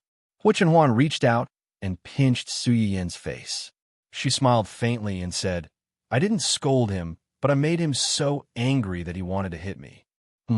Su Yiyin's eyes lit up slightly, and she suddenly became energetic. Hua Qinhuan's lips curled up slightly, and she unconsciously recalled the scene of her meeting with Hua Qihan in the afternoon. When Hua Qihan learned that Hua Qinhuan had come to find him, he first went crazy inside, and then scolded her for a while. He refused to come out to meet Hua Qinhuan. After Hua Qinhuan knew what he had done inside, she only asked someone to bring him a sentence. "Don't you want to know why you lost so badly?" This sentence obviously irritated Hua Qihan. He came out, but as soon as he came out, he struggled to break out of prison. He bared his fangs and brandished his claws at Hua Qinhuan with a ferocious face, as if he wanted to swallow her in front of everyone. "It's you, isn't it? You sent that bitch, didn't you? I should have thought of it. I should have thought of it. You beast, bastard." The people who brought Hua Qihan out almost couldn't catch him. They were also a little angry and warned him, "Be honest, don't force us to do it." Given that Hua Qihan was too agitated and had a certain level of violence, in order to ensure Hua Qinhuan's safety, they finally decided to change the room between them with bulletproof glass. No matter how hard Hua Qihan scratched Hua Qinhuan, he couldn't hurt her at all. "You're right. I do know Shui Xiaoyu, and I provided her with the information so that she could find the right time to come to your side. She broke up your family, broke up your wife and children, and made you a rat despised by everyone." As soon as Hua Qinhuan's words came out, Hua Qihan stood up and beat the glass while cursing, "It's really you. How dare you do this? How dare you?" "Why wouldn't I dare?" Hua Qinhuan sneered and looked at Hua Qihan indifferently. "It's a matter of course to repay a debt. That year, you used illegal means to take away the land from Shui Xiaoyu's father, causing the destruction of Shui Xiaoyu's family and the loss of 3 lives. Now she's just taking revenge. When you did all this, didn't you think you would end up like this? This was called the cycle of karma and retribution. You deserve it." Hua Qinhuan's last 3 words were like a sharp arrow that pierced straight into Hua Qihan's heart, making his face even more ashen. Retribution? What kind of retribution was this? The business world was like a battlefield. Her father was too naive. He thought that everything would be fine once he got that piece of land, and he didn't have any ability to restrain his subordinates. That was why someone had taken advantage of the loophole. It was his own stupidity.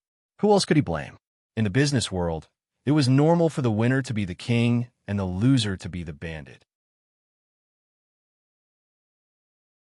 As for their illness, death, and suicide, it was just their own psychological quality that was not good enough. How could you blame me? Oh, then according to what you said, The reason why you ended up like this was because you lost to me in a business game. The winner is the king and the loser is the bandit. It has nothing to do with anyone. You deserve it. Huaqihan choked, but his voice suddenly rose. I knew that you had never given up the whole family. You were never willing to admit that your parents left the company to me instead of you. You were bent on taking the company back from me. You had this idea when you were still disabled. Now that you have recovered, you won't let go of such a good thing. If I had known this, I wouldn't have let you go in the first place.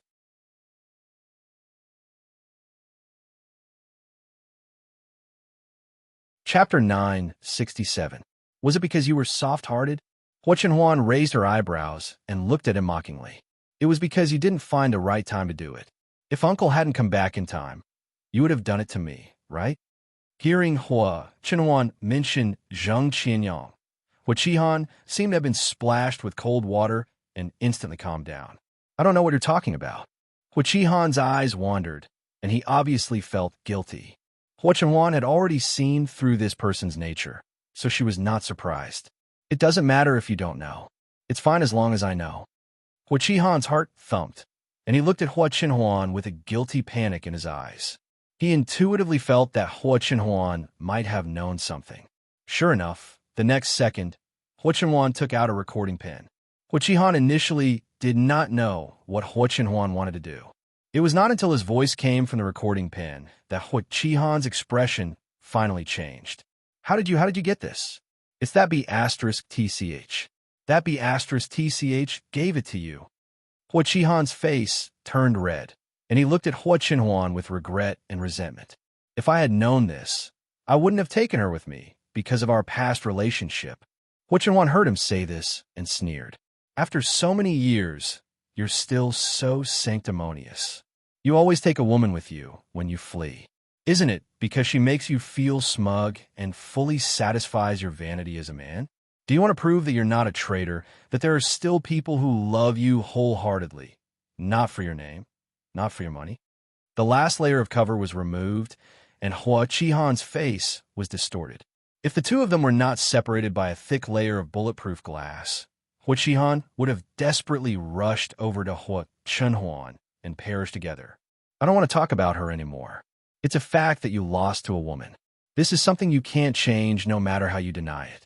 Now, shouldn't you first explain to me who you were talking to on the phone in this recording and what happened back then?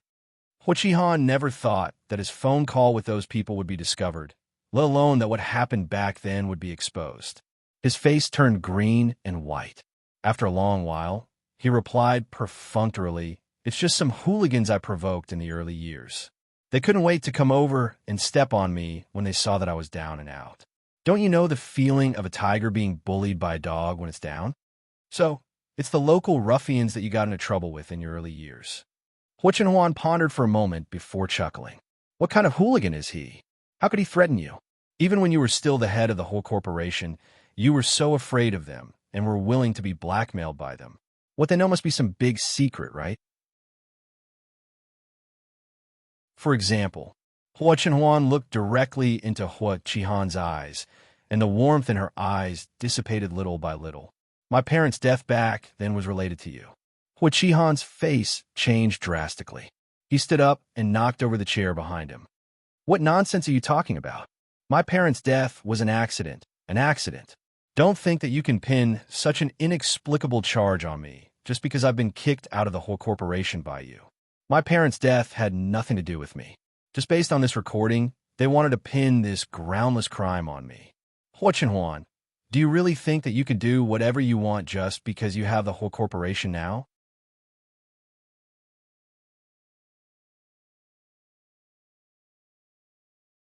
Chapter 968. You keep talking about the whole corporation. Is the whole corporation really that important? Huaqihan was stunned. Then, as if he had heard a big joke, he laughed crazily. That's easy for you to say. Now that the whole corporation is in your hands, as you just said, the winner takes all. You're the winner now, so naturally, you can say whatever you want.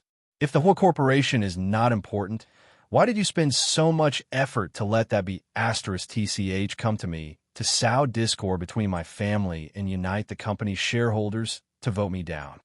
Do you know what's the difference between people? It's money. Money can help me become the best person in the world. With money, I can do anything, buy anything I want, and enjoy any special treatment that ordinary people can't enjoy. Without money, you are like the mud on the ground. The mud can't support the wall, and anyone can come and step on you. Not to mention enjoying any special treatment. Even the most basic fairness and the most basic respect can't be given to you. Hu Chenhuan looked at him indifferently. So, this is the reason why you were so cruel to Dad, Mom, and me? I said that Dad and Mom's death was an accident. And don't forget. Hu Chenhuan looked up at Hu Chenhuan, his eyes full of malice. Dad died in your hands. You killed him with your own hands. Hu Chenhuan's eyes were slightly cold, and she glanced at Hu Chenhuan coldly. Hu Chenhuan's heart trembled, but he also knew that this was his only chance to attack Hu Chenhuan. He gritted his teeth and said stubbornly, "Am I wrong? Dad had a chance to be saved at that time. It was you. It was you who pulled off his oxygen mask. You killed him with your own hands. Now you want to push the blame onto me? No way. Yes, I pulled off Dad's oxygen mask and watched him die with my own eyes. I admit it." Hu Chenhuan looked calm, as if what she had just said was just a normal thing. "But this doesn't mean that what you did can be forgotten. I got this recording a few days ago. Do you know why I came to you today?" Hu Chenhuan's expression changed slightly, and the ominous premonition in his heart was magnified infinitely. As expected, the next second, Hu Chenhuan said coldly, "Because these past few days, Uncle has been trying to track down all the numbers in your hands and check the call records of those people you've been with all these years." Hu Chenhuan saw the fear in Hu Chenhuan's eyes, and the sarcasm on her face intensified. "Do you really think that you've dealt with those things so cleanly that no one can find out? For you to be able to hide until today, you should be glad that the people you're working with aren't ordinary people. You should also be glad that you're my parents' adopted son. Because of this layer of identity, Uncle has never suspected you and has never thought that you would collude with his enemy to harm your own family. Otherwise, with Zheng Qian's connections, background, and sensitivity to such clues, he would never have been able to get away with it until now. Hu Chenhuan had once been suspicious of Hu Chenhuan, but his connections in this area were limited, and the resources he could mobilize were relatively scarce. In addition, it had been a long time, so there was not much information to be found, and it could not be linked to the person in front of her. So, it was left unsettled.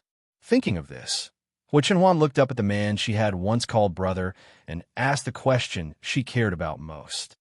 "Why did you do this?"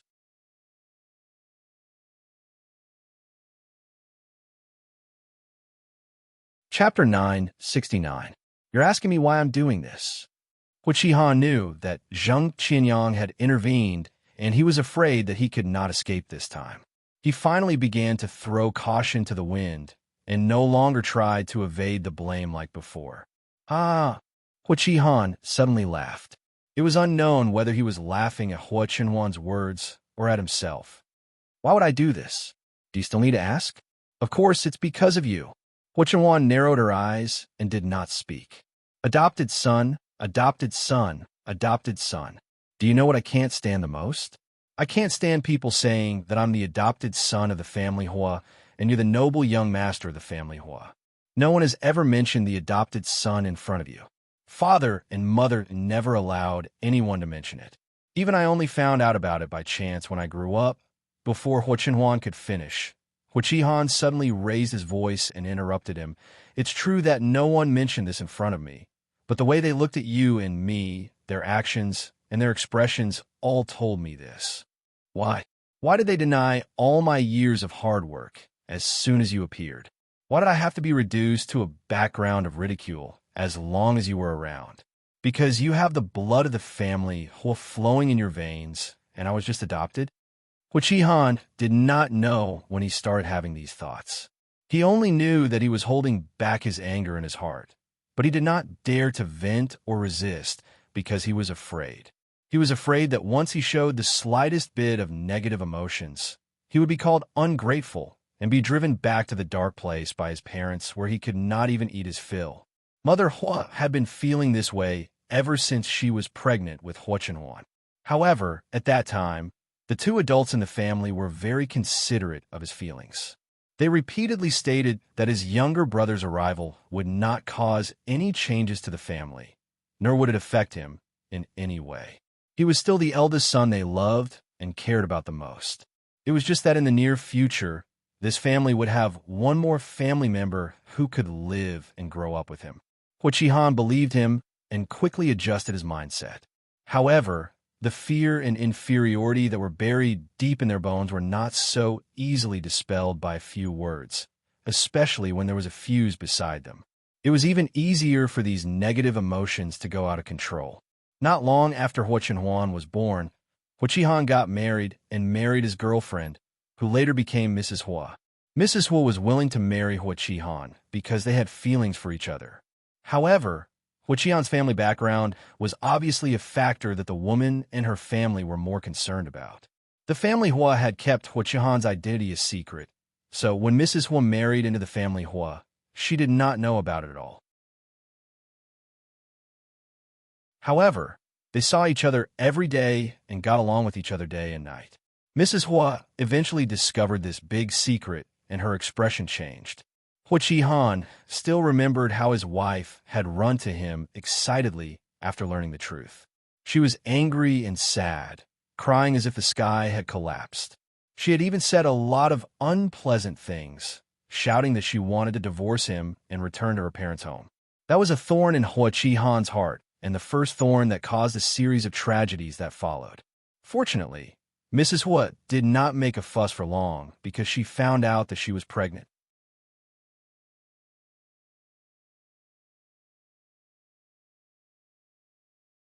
Chapter 970. Mrs. Hua's impulsive declaration of divorce was declared bankrupt because of the arrival of this child, which also allowed her to calm down. She felt that she couldn't just sit and wait for death. Even if it wasn't for herself, she had to make plans for the child in her belly. It was also from then on that Mrs. Hua began to have frequent conflicts with Hua Chenhuan's mother. Every time there was a conflict, Hua Chenhuan's father would take his wife and youngest son out for a few days, leaving Hua Qihan to comfort and educate his wife. Unexpectedly, their departure gave Mrs. Hua an opportunity to take advantage of. Mrs. Hua began to brainwash Hua Qihan in various ways, saying all kinds of bad things about Hua Chenhuan's family of three.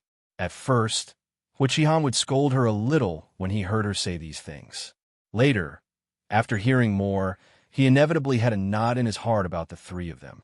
In particular, as Hua Chenhuan grew up, his appearance became more and more similar to the couple's. It was almost as if he had grown up according to their strengths. When he was young, people around him only thought that he was cute. When he grew up a little, everyone's focus began to change. More than once, Hua Qihan heard family Hua and his wife praise Hua Chenhuan's good looks at banquets. They even asked Hua Chenhuan in a roundabout way if he already had someone he liked. If not, there was a girl in their family who was about the same age as Hua Chenhuan. They could arrange a time to meet and get to know each other. After that, Hua Chenhuan grew up a little. Family Hua and his wife would occasionally bring him along when they attended banquets. Some people saw this and thought that the two of them doted on their youngest son more. They began to flatter Hua Chenhuan unabashedly in order to get on the family Hua's good side. They even used Hua Qihan as a comparison. They said that Hua Qihan, the eldest son, was already so outstanding, and Hua Chenhuan, the youngest son, was even more outstanding. The family Hua was really blessed. Although he knew that most of these words were just flattery, Hua Qihan still felt uncomfortable when they fell on his ears. However, this only made Hua Qihan unhappy. What really made him explode and have the intention to kill the three members of the Hua family was because of another matter. No one is denying your hard work. You're the one who's stuck in a dead end. That's easy for you to say. You've never been in my shoes, and you've experienced everything that I've experienced. Of course you can say something like that so easily. When everyone denies you, when everyone who was originally on your side decisively abandons you when they have a better choice, and when everything that originally belonged to you disappears overnight, will you not go down a dead end? Do you think all of this doesn't matter? Hua Chenhuan listened to Hua Qihan's eloquent complaints. She did not feel sorry for him at all. Instead, she felt sorry for herself and her parents.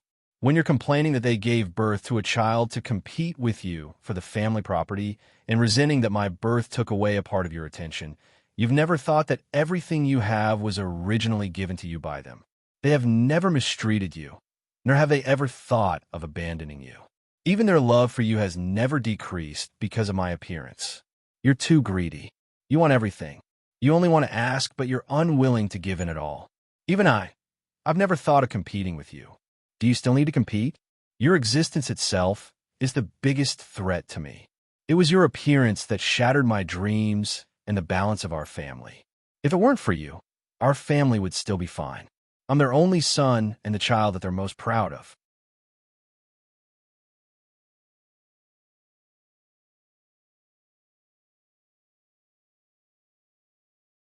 Chapter 971. The more Hua spoke, the more agitated he became, as if he wanted to vent all the dissatisfaction and grievances that had been buried in his heart over the years. Everything is ruined because of you. If only you had never appeared. As long as you didn't appear, none of this would have happened. Your existence itself is a mistake. Mom shouldn't have given birth to you. Hua Chenhuan's face darkened slightly. She knew that she couldn't talk to this kind of person who only thought from the perspective of his own interests. She only said with a sullen face, Mom and Dad shouldn't have adopted you back then. No, it's not that they shouldn't have adopted me. It's that they shouldn't have had you after adopting me and given birth to you at all costs. When they adopted me, they promised me that I would be their only child for the rest of their life. What happened in the end? They lied to me first, and they didn't keep their promise first. Since they can't keep their words, they might as well not have said it in the first place. Hua Chenhuan listened to him calmly. She knew that in Hua Chihan's eyes, she was the so-called imaginary enemy and the one with vested interests. No matter how much she said, it was just a high-sounding excuse. But this didn't mean that he wasn't angry when he heard these words. Just because they didn't keep their promise and didn't get rid of me in time, you want to kill them? Hua Chihan, when Mom was pregnant with me, you were already in your 20s, not a 3-year-old child. They raised you for more than 10 years. Even if you have opinions and dissatisfaction with them, you shouldn't hurt them. Hua Chihan gritted his teeth and didn't speak. Hua Chenhuan saw this and felt even more indignant for her parents. Her face darkened a little. Yesterday, I went to visit Lawyer Zhang, who has retired. Lawyer Zhang, whom Hua Chenhuan mentioned, used to be the head of the Hua Group's legal department. He was about the same age as Hua Chenhuan's deceased father. Some of the more important contracts within the Hua Group had to be drafted by him. This included the will left by Hua Chenhuan's father. Hua Chihan trembled, and his hand unconsciously grabbed the corner of the table. Back then, you were so anxious to harm the three of us that you didn't even hesitate to cooperate with those outlaws. It's because you heard from someone that Dad is going to change his will for the second time. You're worried that Dad will leave everything to me and not you. That's why you took the risk and wanted to get rid of all of us to prevent future trouble, right? Hua Chihan did not expect this matter to be brought up. He lowered his head slightly and looked directly at the table. His face was full of unwillingness. Then do you know what the contents of Dad's revised will are? What else could it be? Hua Chihan smiled sarcastically. You're his biological son. He values you so much, and Mom loves you so much. Naturally, she would leave all the good things for you. Hua Chenhuan didn't explain. She just shoved a document through a small window that was less than a centimeter high under the glass. Hua Chihan looked at the documents that appeared in front of him. For some reason, he suddenly felt an inexplicable fear. It was as if there was a scourge hidden here. Once the seal was broken, he would never be able to escape. Don't you want to take a look? Hua Chihan hesitated for a moment, but still reached out to the document. He had nothing left now. What awaited him was only an unknown number of years in prison. There was nothing left to lose. The moment he opened the page, a few lines of words that were deliberately marked in red caught Hua Chihan's eyes. His eyes narrowed slightly, and his hands trembled.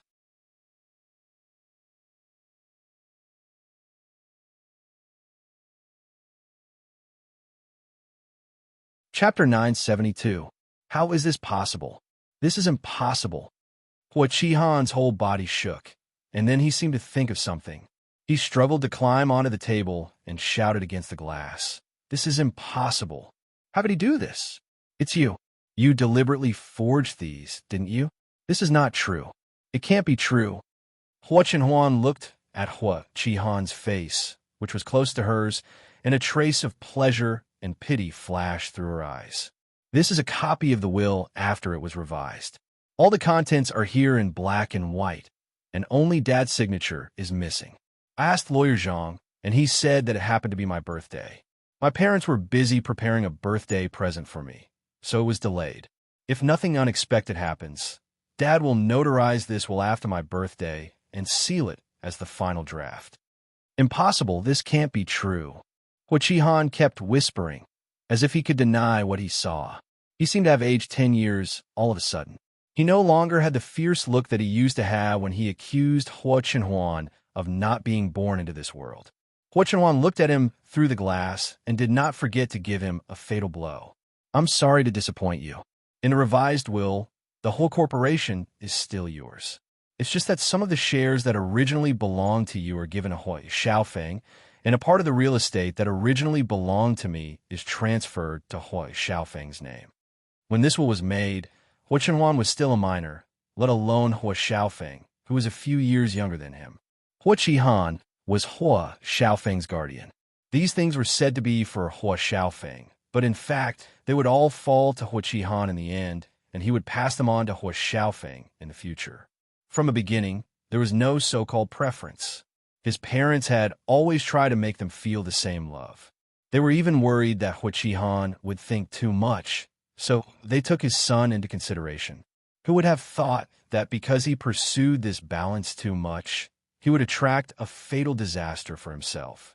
You always compare yourself to me, to those favored juniors of the big families, but you forget that you were originally just an orphan with no one to rely on. It was your parents who took you out of the orphanage, gave you the love of a parent, and gave you a home. There are millions of people who have been adopted in this world. I don't dare to say that you have the best life, but at least you won't lose to others. Even the blood relatives of those big families rarely care about their descendants the way your parents care about you. Hua Chenhuan's eyes flashed coldly. It's a pity that you don't deserve this attention. From beginning to end, Hua Chenhuan had never mentioned anything about Hua Qihan cooperating with them to find out the culprits who had killed their parents. After dropping this bombshell that was enough to make Hua Chenhuan regret for the rest of his life, Hua Chenhuan did not have a trace of nostalgia. She turned around and left the small and depressing room. The moment she closed the door, Hua Chenhuan heard Hua Qihan's roar and mournful cries coming from inside. Su Yiyin listened to Hua Chenhuan's story and was speechless for a long time. She did not know how to comfort him. Hua Chenhuan looked at his wife's cautious and hesitant look. Instead, he laughed. What's wrong? Are you scared? Su Yiyin shook her head and said thoughtfully, I'm fine. I just think that he might regret it. Hua Chenhuan raised the corners of her mouth slightly, but there was no trace of a smile in her eyes. Yes, he might regret it. Even if it's not for my parents' unreserved love for him, he should regret it for the huge loss of the inheritance.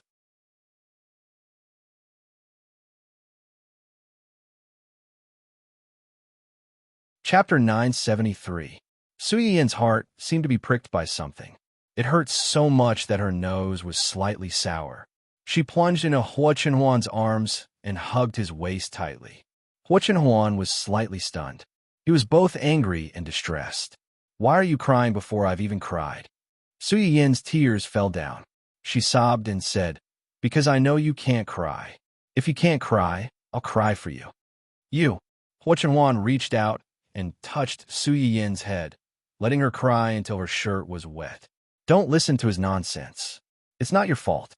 You can only blame your parents for being too kind. Someone is too greedy and ruined your parents' kindness. After Su Yiyin finished speaking indignantly, she could not help but ask, You've said so much, but you didn't ask him to help lure those people out. Isn't everything you've done before going to waste? No, Uncle is there. My task has been completed. Uncle will take over the rest. Oh, Su Yiyin nodded. Will he agree to help? He will. Are you sure?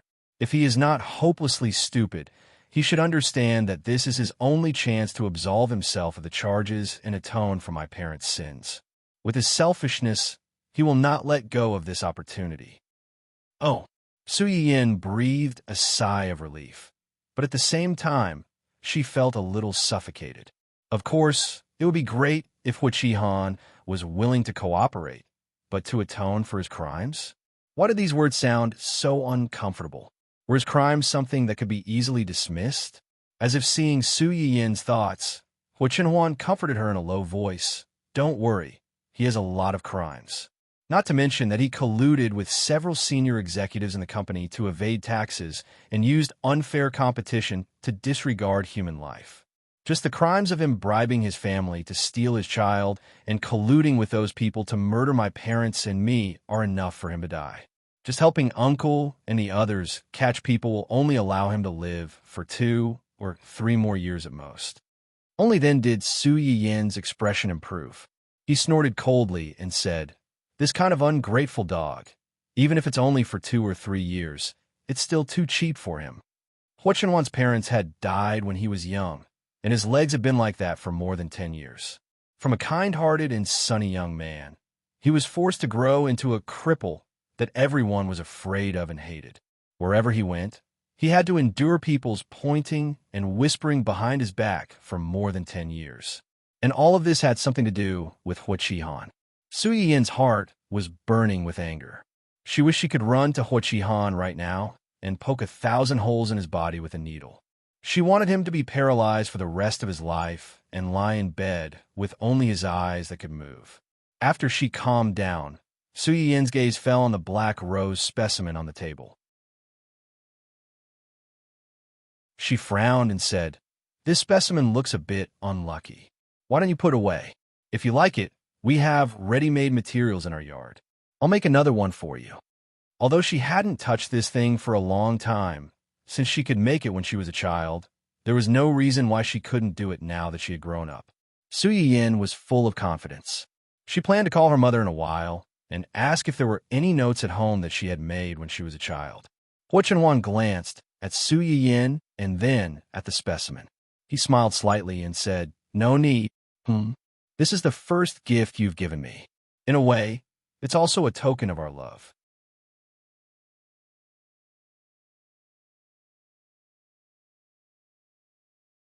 Chapter 974. Token of Love. Su Yin was stunned for a moment. Then her face turned red. She said angrily, "You said that you didn't have any thoughts about me when I was young. If you didn't have any thoughts about me, why did you treat this as a token of love? I wasn't even 11 years old at that time." Hua Chenhuan only wanted to tease her. He really didn't think about that. He hurriedly explained, Okay, I'll be honest.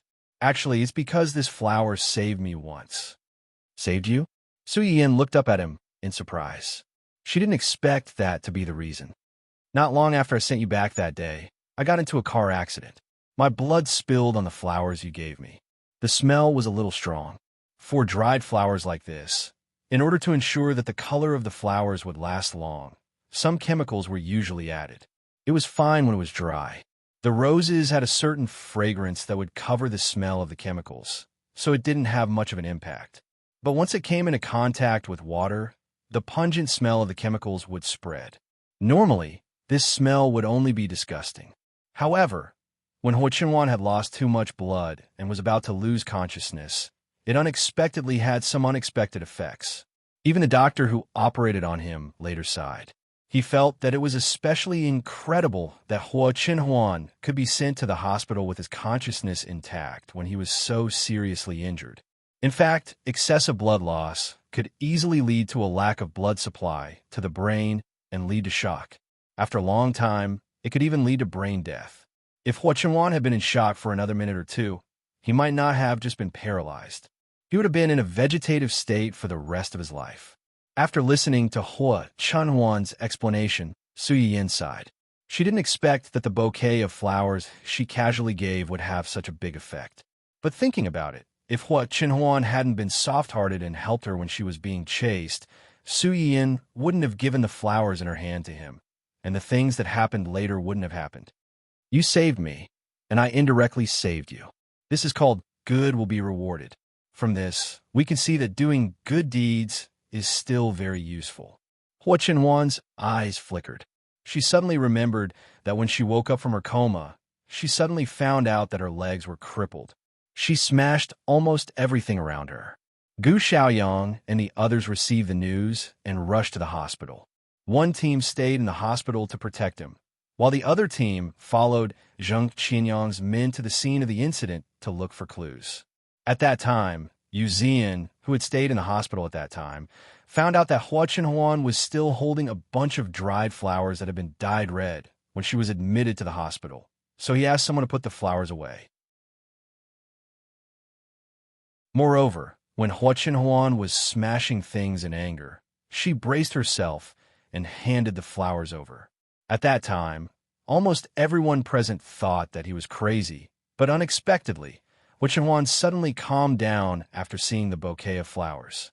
No one knew that the moment Hua Qinhuan saw the bouquet of flowers, the scene before Su Yiyin left subconsciously appeared in her mind. At that time, Su Yiyin had already gotten out of the car. After walking for a while, she suddenly remembered something and ran back.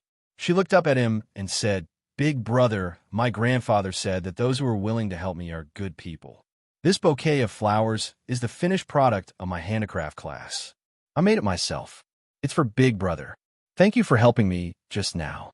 I hope Big Brother can do a lot of good things like this in the future. I hope Big Brother can be safe and everything goes smoothly. Good people will be rewarded."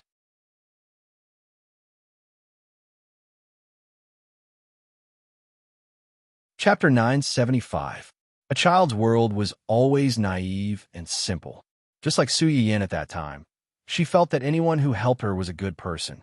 Because this was a good person, she hoped that this good person would always be good and occasionally help others who needed help like her. The little girl's tender voice kept echoing in Hua Qinhuan's ears, calming him down for a moment. But it was only for a moment. When Yu Zian handed this bouquet of flowers to him, Hua Qinhuan was indeed stunned for a moment, but he quickly came back to his senses. He didn't continue to smash things, but he asked Yu Zian to take the flowers out and throw them away. Yu Zian was also very confused at that time. He stood there stupidly, not knowing what to do with the flowers. Fortunately, Zui Yanbai knew the inside story early on, and the driver had woken up before Hua Qinhuan to understand the whole story. He vaguely hinted to Yu Zian to take the flowers out, but didn't ask him to really throw them away. Instead, he asked him to temporarily put them away so that Hua Qinhuan wouldn't see them. Sure enough, after Hua Qinhuan's legs were broken, his parents were dead, and most of the family's assets went to his eldest brother. He went from being favored by the heavens to being a cripple that no one cared about. Suddenly, one day, he took the initiative to ask about this bouquet of flowers. Yu Zian was completely dumbfounded at that time. He subconsciously glanced at Zui Yanbai as if to say, "How did you predict the future? That's amazing." Hua Qinhuan recalled the scene at that time, and the corners of his lips curled up slightly. He would never have thought that he would fall in love with the owner of this bouquet of flowers so many years later. He would even marry her and have a child with her. He also used another method to preserve this bouquet of flowers, and it became a witness to their first meeting. "Are you curious when I fell in love with you?" Su Yin's eyes lit up slightly, and she hurriedly nodded. "Yes, actually I don't know. At that time, I only felt that everything was suddenly gone. My parents were gone, my uncle was also scolded away by me, and my elder brother's family was even more disgusting. Those people who used to flatter and fawn on me all changed their faces and became disgusting. I felt cold and empty. I couldn't find anything that made me feel warm and wanted to live. Then, I thought of the bouquet of flowers you gave me. I thought of you." Hua Qinhuan also felt that it was inconceivable now that she thought about it. Logically speaking, the people closest to him would either turn against him or be excluded by him. It should be even more impossible for him to trust others and let a person he had only met once enter his heart. But sometimes, fate was such a wonderful thing. When I asked them to investigate you, 2 or 3 years had already passed. At that time, you were already in junior high school. As Hua Chenhuan spoke, he glanced at the photo that Su Yiyan had taken out earlier and commented seriously, "You don't look as cute as before, but you've become prettier." Su Yiyan's little face blushed slightly, and she looked up to glare at him angrily. "At first, I asked them to investigate you, because I wanted to know how you were doing, whether you were safe, and whether you had grown up. But after looking at the photos they brought back, I don't know what happened, but I asked them to find a group of people to follow you. At first, they only took photos of you in school when you went out to play with your friends and classmates. Once every 2 or 3 months, or once every 1 or 2 months. Later on, it became half a month, a week, 3 days. After that, other than taking photos, they would occasionally take videos of you fooling around with your friends and family."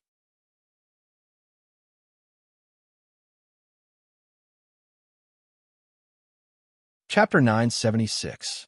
When Hua Chenhuan talked about this, his eyes lit up. Obviously, he liked the experience of secretly watching and guarding the treasure. Perhaps it was just like the saying that people were always greedy. When something was missing in their lives, they would uncontrollably be attracted by the thing that was missing. That period of time was the darkest period of Hua Chenhuan's life. He, who was addicted to hell, naturally yearned for light the most. And Su Yiyan happened to be the light that suddenly shone into his heart. Of course, other than taking pictures and videos, I also sent people to protect you in disguise. I don't want something like that to happen to you again." "Really?" Su Yiyan was skeptical. Why did these words sound so guilty? Hua Chenhuan nodded seriously, but then he seemed to have thought of something and his face darkened. "Although I'm not sure when I fell in love with you, I was really sure of my feelings for you when you just started your first year of university." Su Yiyan blinked and was a little confused. First year of university? Did something special happen in her first year of university? When you just started your first year of university, a boy confessed to you. Su Yiyan was stunned. It seemed that there was such a thing. The Su family had a strict upbringing. They supported free love, but did not support puppy love. Su Yiyan was beautiful, had a good family background, and had a good personality. Naturally, there were many people who wanted to pursue her. But before she became an adult, her sister-obsessed older brother guarded her strictly. Even if these people had bad intentions, they were already rejected. When Su Yiyan went to university and became an adult, although Su Yuxuan was reluctant to let his baby sister be taken away by a big bad wolf, he also knew that he could stop her from finding a partner for the rest of her life. In the end, he did not obstruct her and let this fish escape the net. Su Yiyan carefully recalled the scene when she was confessed to. She vaguely remembered that it was a tall and strong boy, with lumps of meat all over his body. He was also a little tanned. He was the kind of guy who could give girls a great sense of security. Unfortunately, he was not her cup of tea. Ahem, now that you mention it, it does seem to be the case. "So, you're jealous because someone confessed to me?" Hua Chenhuan's face darkened. She snorted coldly and looked as if she was about to die from jealousy. Su Yiyan was a little overwhelmed by the delayed vinegar. He chuckled and said, "Then should I thank that big brother for letting you see your heart clearly so early? You still want to thank him?" Hua Chenhuan's face suddenly darkened. The overflowing sour gas was like a flood that could not be stopped. Su Yiyan was amused by him. She hurriedly hugged his arm and coaxed, "No need to thank me. All right, don't be angry.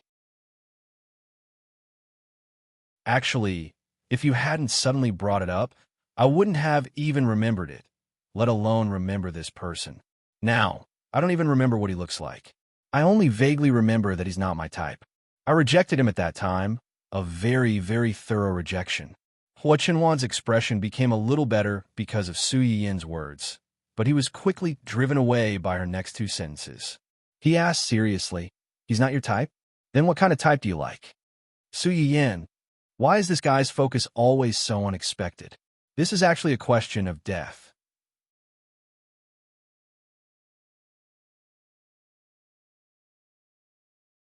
Chapter 977. Well, Su Yiyan rubbed her chin and pretended to be deep in thought. Under Hua Chenhuan's intense gaze, she said quietly, "I like handsome and rich men who love me more than anything else. They put me first in everything. They will give me a small garden, an island, and a villa. When I am tired from walking, they will carry me on their back. When I am sad, they will try their best to make me happy. When I am scared, they will hug and comfort me. As long as it is related to me, it is no small matter in his eyes. Oh, by the way, Su Yiyin looked up with a smile when she said this. This person must have the surname Hua and be the father of my child. The more Hua Chenhuan listened, the more he felt that something was wrong. By the end, the tips of his ears had uncontrollably turned red. How could he not tell that Su Yiyin was coaxing him? Su Yiyin saw the change in his expression. She rolled her eyes and asked knowingly, "Are you not angry anymore?" Hua Chenhuan glanced at her meaningfully, but did not say anything. Su Yiyin stood on her tiptoes and kissed him on the cheek. "How about this?" Only then did Hua Chenhuan reluctantly reply, "Yes." Su Yiyin was angry and amused at the same time. She did not expose Hua Xiaoheng's secret happiness. She also did not ask Hua Chenhuan why he did not take the initiative to chase all the men who wanted to get close to her, including Hua Xiaofeng, out of her safe zone since he had already seen through Hua Xiaofeng's feelings for her so long ago and was even jealous. She could not ask. The only thing she could ask was that at that time, his leg did not allow him to bravely pursue her like all the other healthy men. He could only secretly suppress his jealousy and suffer internal injuries. Su Yiyin's heart ached for Hua Chenhuan, but she was still very angry.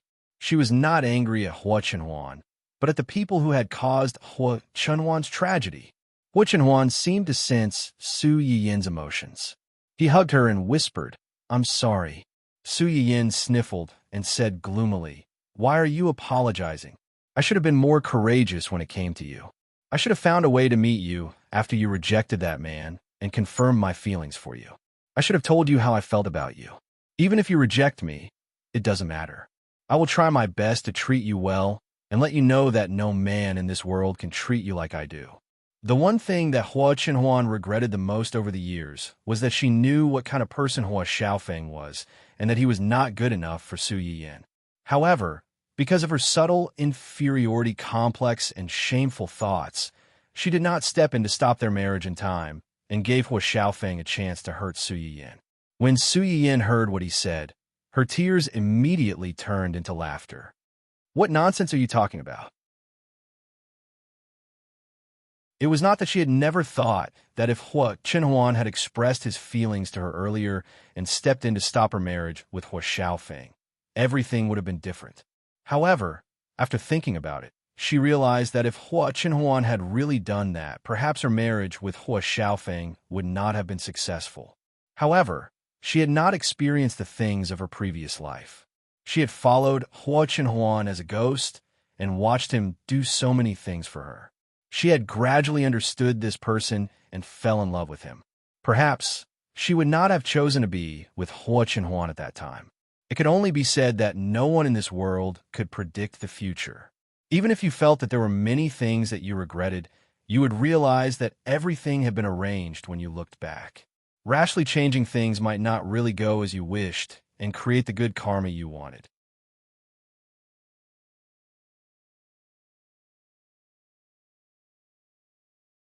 Chapter 978. Su Yiyin lay in Hua Chenhuan's arms to calm himself down. Then he asked tentatively, "Can I ask you a question?" "What is it?" "You just said that when your father was seriously injured in an accident and hospitalized, you removed his oxygen mask with your own hands. What happened?" Although Su Yiyin had never met Hua Chenhuan's father, he could tell that Hua Chenhuan loved his father very much from the way he talked about his father several times. If that was the case, how could he kill his father with his own hands? There must be some hidden story behind this. After Su Yiyin asked the question, he carefully looked at Hua Chenhuan. He seemed to feel that this topic was a little cruel. He couldn't help but back out. "It's okay if you don't want to talk about it. There's nothing that can't be said." As soon as Su Yiyin finished speaking, Hua Chenhuan said, "Have I ever told you that during that accident, my father tried his best to protect my mother? But sometimes God likes to joke around. My father was seriously injured, but in the end, it was my mother who died first. She didn't make it to the hospital. My father was seriously injured at that time. When he woke up, several days had passed. I had just woken up not long ago. When I learned that something had happened to them, I struggled to find them. What I got was the news of my mother's death and the bad news that my father was still in danger.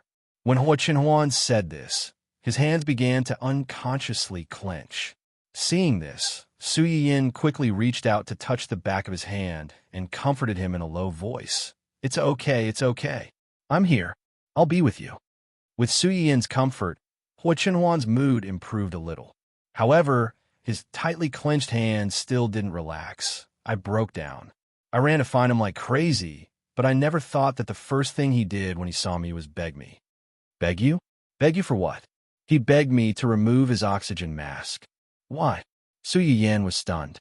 She never thought that a father, and a father who loved his child very much, would make such a request to his own son. He already knows, or rather, feels that my mother is no longer alive. He loved my mother too much. He couldn't accept not having my mother by his side for the rest of his life. Moreover, he was seriously injured at that time. His internal organs were bleeding, and all his indicators were in the danger zone. He could die at any time. Even if he's lucky enough to be saved, he won't be able to live for more than a few years. Furthermore, he'll be tormented by illness for the last few years. It'll be very painful. So, you agreed to his request and helped him remove the oxygen mask. Yeah, Hua Chenhuan responded in a low voice, forcing a smile on her face. Now you know why Hua Xiaofeng was so afraid of me, right? No matter how many times he called me a cripple behind my back, he didn't dare to refute me in front of me. He was afraid that I would do something to him.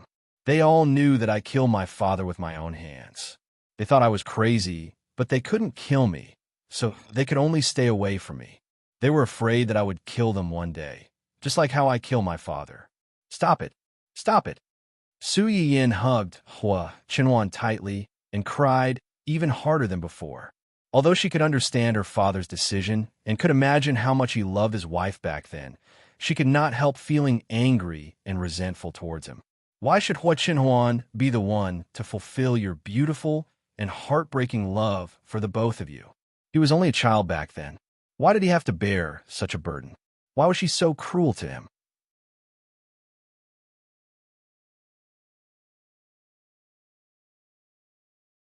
Chapter 979. Hua Chenhuan was a little overwhelmed by his wife's sudden outburst of emotions. He patted Su Yiyin's shoulder with heartache and didn't know whether to laugh or cry. He said, "You were the one who asked first.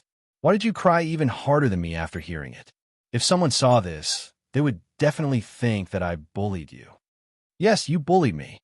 Su Yiyin wiped her tears on Hua Chenhuan's shirt and said miserably, "Why are you so stupid? He asked you to do this, and you did it? What will others think of you if this gets out?"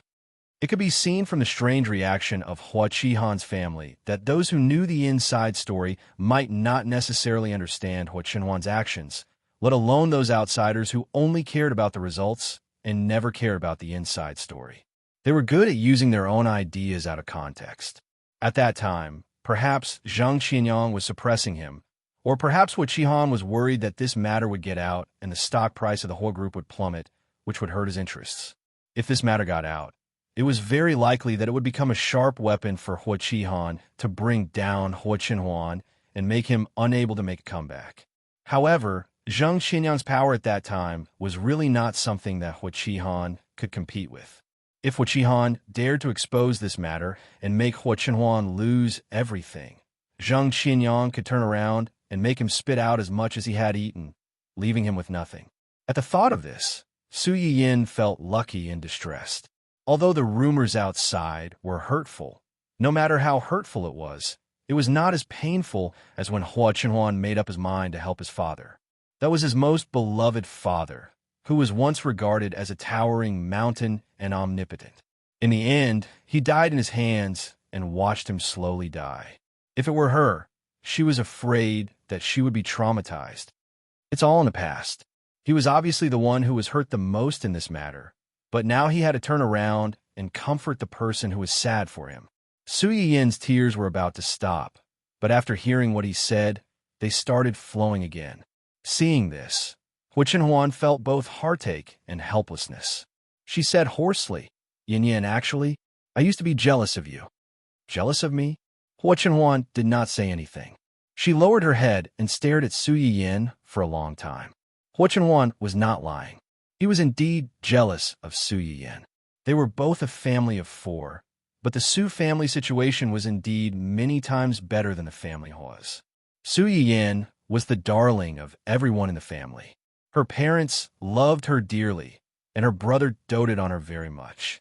There had never been a situation where they hurt each other because of competing for attention. During the most bitter period, Hua Chenhuan's heart was filled with ruthlessness.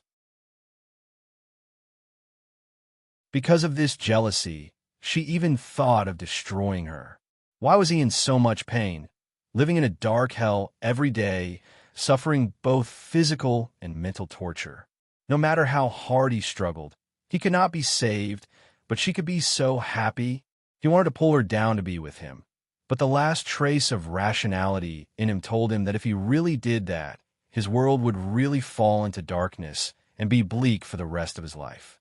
Therefore, the reason why he did not dare to get close to Su Yiyin was partly because he felt inferior, and partly because he was worried that he would lose control and unconsciously hurt her.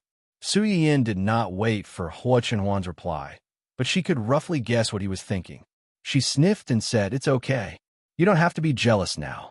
I'm yours, and everything I have is also yours. My family is your family, and my family is also your family."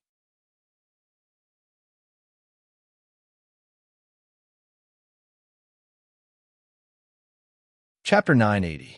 Hua Chenhuan looked straight into Su Yiyin's big eyes, which were full of seriousness and affection. He smiled slightly and said solemnly, "Thank you." Su Yiyin was a little confused. "Thank me for what?" "Thank you for being willing to marry me. Thank you for being willing to share your family with me. Thank you for being willing to work so hard to give birth to a baby for me." Su Yiyin blushed when she heard what he said, but then she seemed to think of something. She reached out and hugged Hua Chenhuan's neck. She smiled and said, "I think it's too lonely to have only one baby, Zai Zai. Why don't we work harder and give him a younger brother or sister?" Su Yiyin liked children, and she was the youngest in the family. Although the elders liked her, there were not many people of the same age around her. The children of the collateral branch were only 2 or 3 years younger than her, but most of them were very strange. Su Yiyin didn't like to play with them.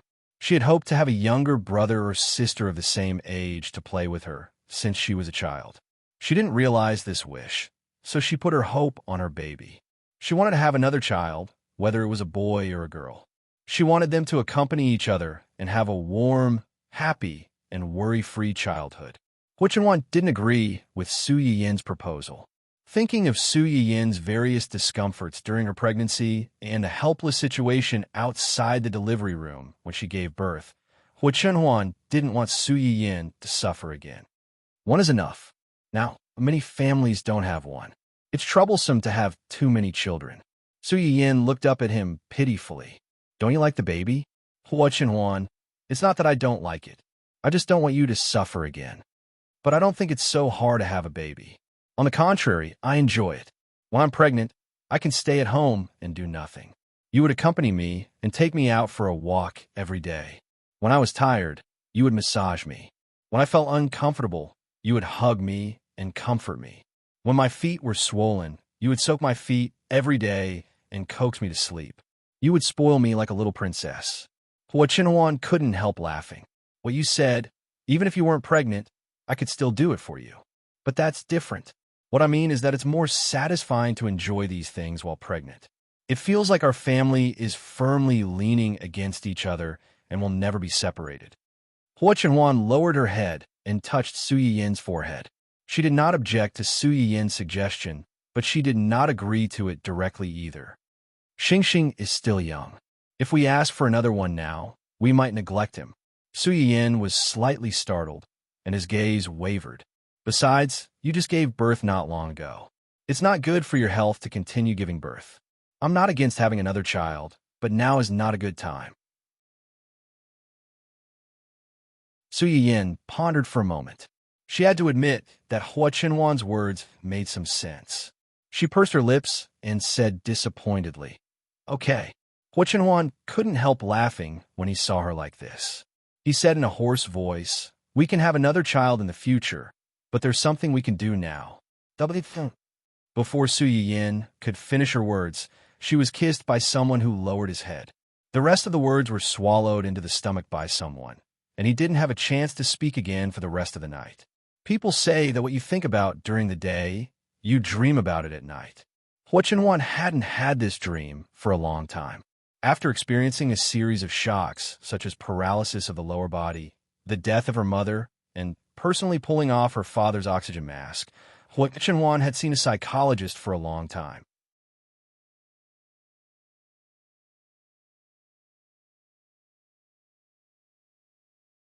Chapter 981. During this period of time, he basically had the same nightmare every night. In his dream, he was back in the cramped intensive care unit. He was in a wheelchair as he looked at his father, who was wrapped up like a mummy. He wore an oxygen mask and had all sorts of machines attached to his body. Hua Chenwan was a stranger to her father, especially when she was in her teens. Hua Chenwan was no different. Back then, he still had the naivety of a young man and regarded his father as a hero who could hold up the sky for him. Now that he had fallen, Hua Chenwan's world had collapsed as well. Hua Jinyan noticed Hua Chenwan's arrival and moved his lips under the oxygen mask. Hua Chenwan leaned closer and heard him asking about his wife's whereabouts. Your mom. Your mom. Hua Chenwan's heart wrenched. However, she tried her best to remain calm and forced a smile. It's fine. Mom is fine. Dad, take care of yourself. Mom is waiting for you. She is waiting for you to get better. Hua Jinyan did not say anything. He looked at Hua Chenwan deeply for a long time before he said, "Don't lie to me. I know, your mom is gone." Hua Chenwan's heart skipped a beat. She was dumbfounded. After some time, she composed herself and hurriedly said, No. Dad, who told you that? Mom is fine. She is fine. No one told me." Hua Jinyan struggled to speak. His face was ashen, and he looked like a withered tree that had lost all signs of life. He looked old and frail. I could feel it. Back then, I was holding your mom. She was bleeding nonstop, and we were stuck in a car. We kept waiting for someone to save us, but no one came. Later, your mom fell asleep. I kept calling her, but she didn't respond. I could feel people coming and going. They separated us. I wanted to hold on to her, but I couldn't. I knew she was leaving. I couldn't stop her. I couldn't stop her. Hua Jinyan's speech was intermittent and was not as coherent as he usually was. When Hua Chenwan heard the gist of it, her nose started to sting. Zheng Qianyang still didn't allow him to see his mother for the last time. When he returned with Zhu Yanbai and the others, he knew that his mother's death wasn't any better than Zhu Yanbai's. Hua Chenwan wanted to go and take a look, but he was also afraid to. This was his subconscious avoidance. It seemed that as long as he did not go, he could deceive himself that his mother was still alive. The woman who loved him the most, who doted on him the most, who always looked at him with a gentle smile, was still there. I couldn't make her stay, so I could only go with her. Hua Jinyan turned to look at Hua Chenhuan with a strange eagerness in his eyes. Chenhuan, do you understand me? It's too lonely for your mother to walk alone. Daddy wants to accompany her. I can't let her walk alone. Hua Chenhuan did not understand what her father meant, but she was still shocked. Dad, what did you say? Mama's already. How can you accompany her? Hua Jinyan did not say a word. Instead, he looked at his youngest son, who was also his only son, with a conflicted expression. Perhaps he knew that this was too cruel for a teenager, but he had no other choice. Only Hua Chenhuan could help him at a time like this. Hua Chenhuan was also the only person he could trust. Instead of living in such a painful half-dead state, it would be better to end all troubles and leave with his wife. You're tuning in to the Romance Rendezvous YouTube channel. We're so grateful for your support, and don't forget to subscribe to join us on this incredible journey through captivating stories. Your generosity through donations truly makes a world of difference, as it's the primary source of revenue that allows me to expand and enhance this channel for you. Thank you from the bottom of my heart for being a part of this adventure.